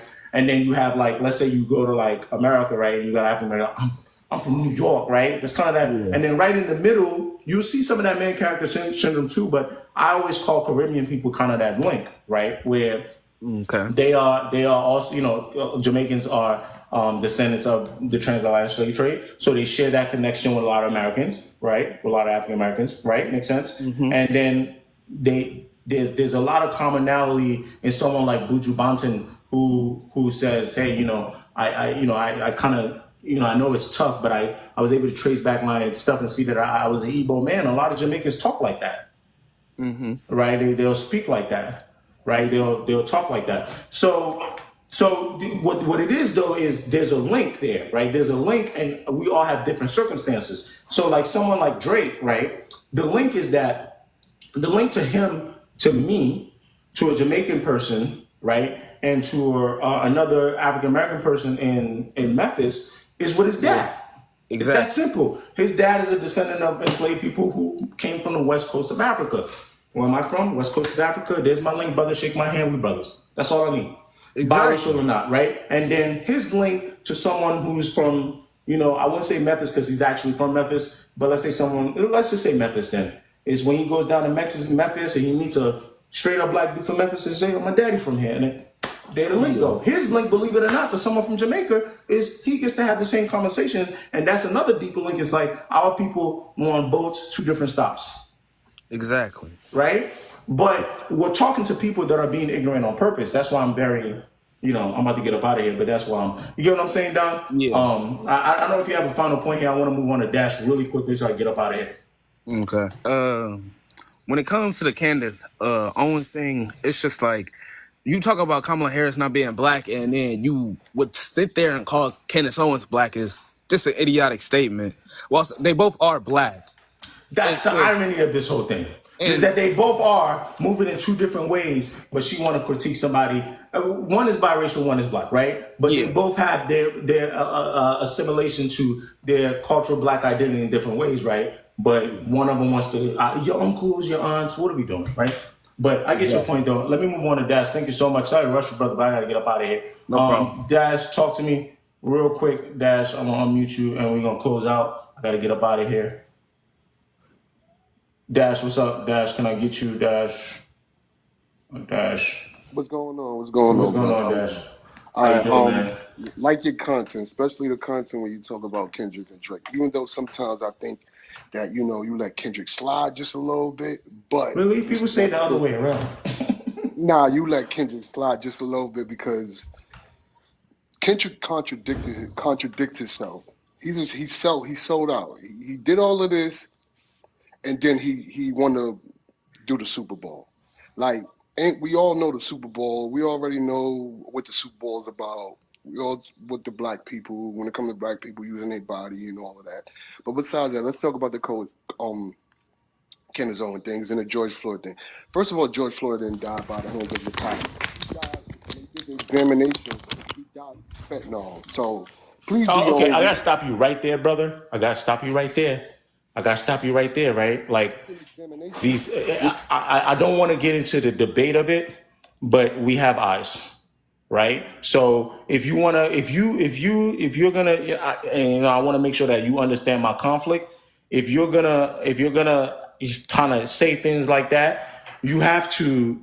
I don't know how you're gonna specify what you're saying that you think is of your belief, Nah, it's but rest it's in peace, rest in peace to him, because you have a respect in his family. That would not correct. have happened if that cop didn't do that. It's important that we watching it, we seen it with our own eyes. But I want you to move on to your next point. I and yeah, okay, it's because it's like I don't want to, I'm trying to make sure we keep talking, but when we start getting into stuff and we're speaking in absolutes like that, when the video is right in front of us, that's a little scary. So what about the examination? The No, I understand what you're saying. what about the Like, if you want to autopsy? tell me, like, I'm not even going to get into that. I don't care if he had cement in his system. I watched what I watched. Correct. Right. Right? And Someone over, like, if we're trying to get into this type of conversation, we can. Unfortunately, the reason I'm moving like this because I gotta go. correct. But we gotta be very, very clear. Someone has to just look at me as someone that's just adding the facts in there. We saw what we saw, and that's a bit of an insult to the people in this chat right here. We saw what we saw. Right? You If you can't want to have, if this was another live about having a conversation about the examination, that's a whole nother day, right? but But that's ain't that a detail? Ain't that the details? no, The examination? the detail is we watched the cop put a neck on him, put a knee on that man's neck. That's the details. That's part of the Part of the details. details. Correct. And there's another part of the details. That's all I'm trying to say. I'm not trying to say Okay, if what that's the what you, that's fine. But but you didn't say. no, I You ain't been see, saying words that. matter. You didn't say yes. I understand that the cop did his But right. you butted You in. You butted in as soon as I was getting ready to because you continue. led with that. That's important. Correct. But I also have to continue to offer this shit the rest of the I'm conversation. sure you can go ahead. I'm listening.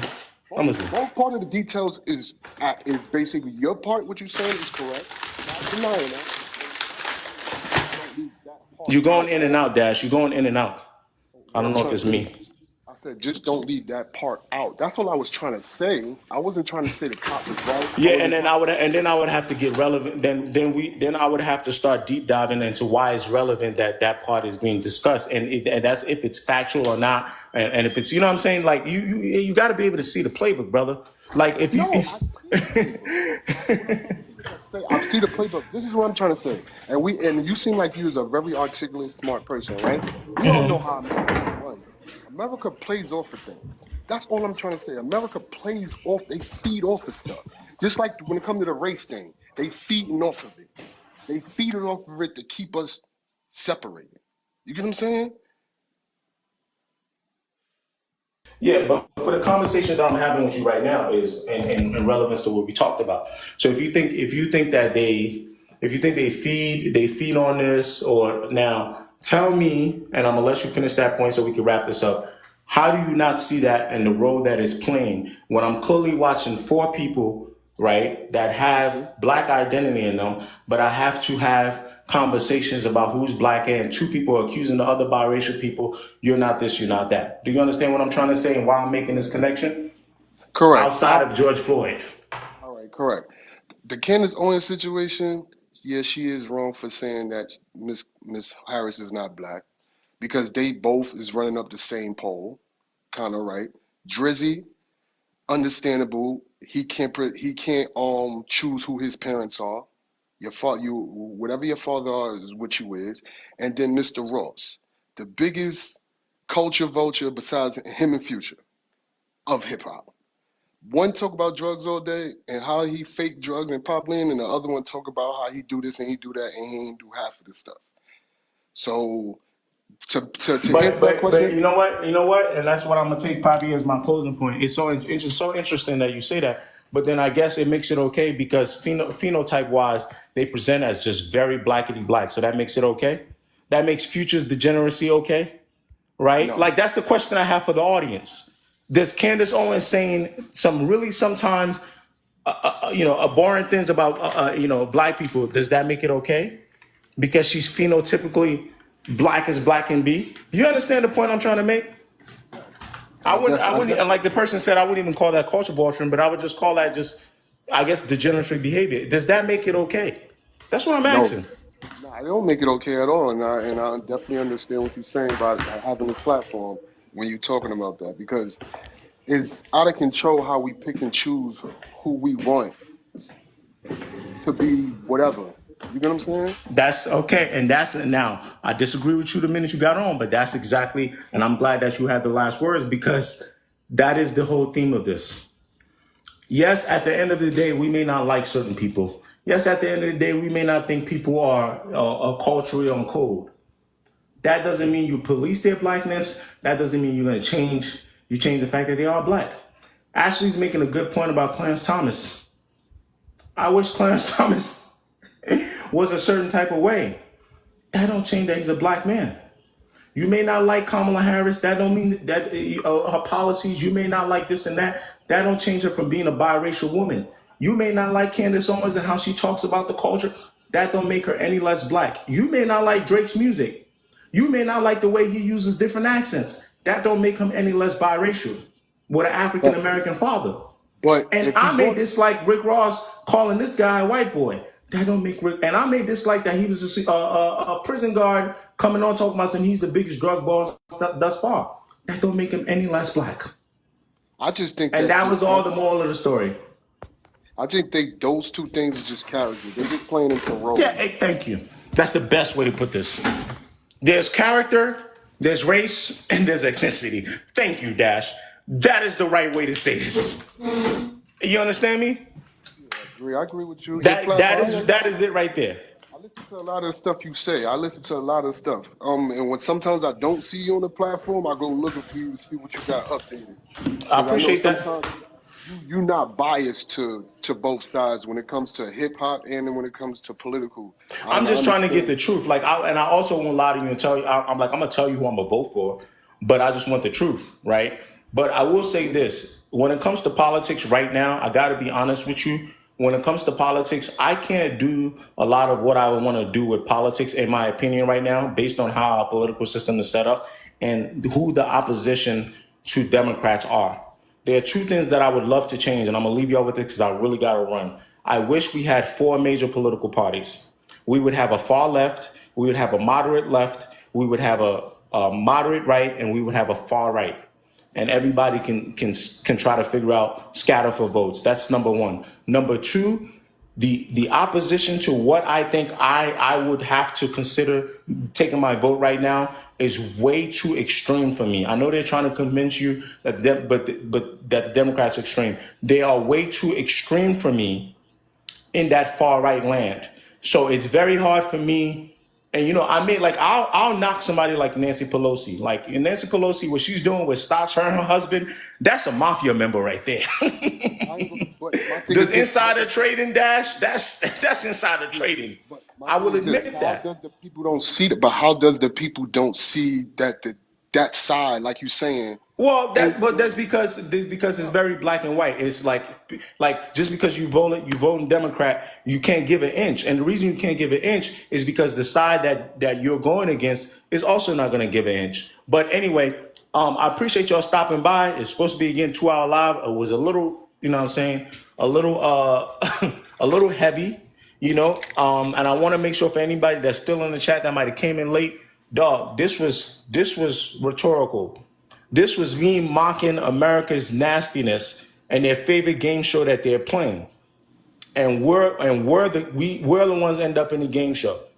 Don't let these people lie in your face. We've never not understood what this is. That is a biracial woman. That is a black woman. That is a biracial man. That is a black woman. I know sometimes they end up being the tools of oppression because he's calling this one a white man, white boy. But I know that's because of a rap beef. And I know that this one, she's over here saying, oh, you calling people aunties and uncles. Those are not your real black parents. I know that she wants right-wing conservatives to win. And we all understand that. But that shouldn't change our eyes and our brain from seeing what's going on. Y'all have a great night. I'm out of here. Y'all stay blessed. Enjoy your Sunday. And I'm going to see y'all next week, same time, 3 p.m. You heard?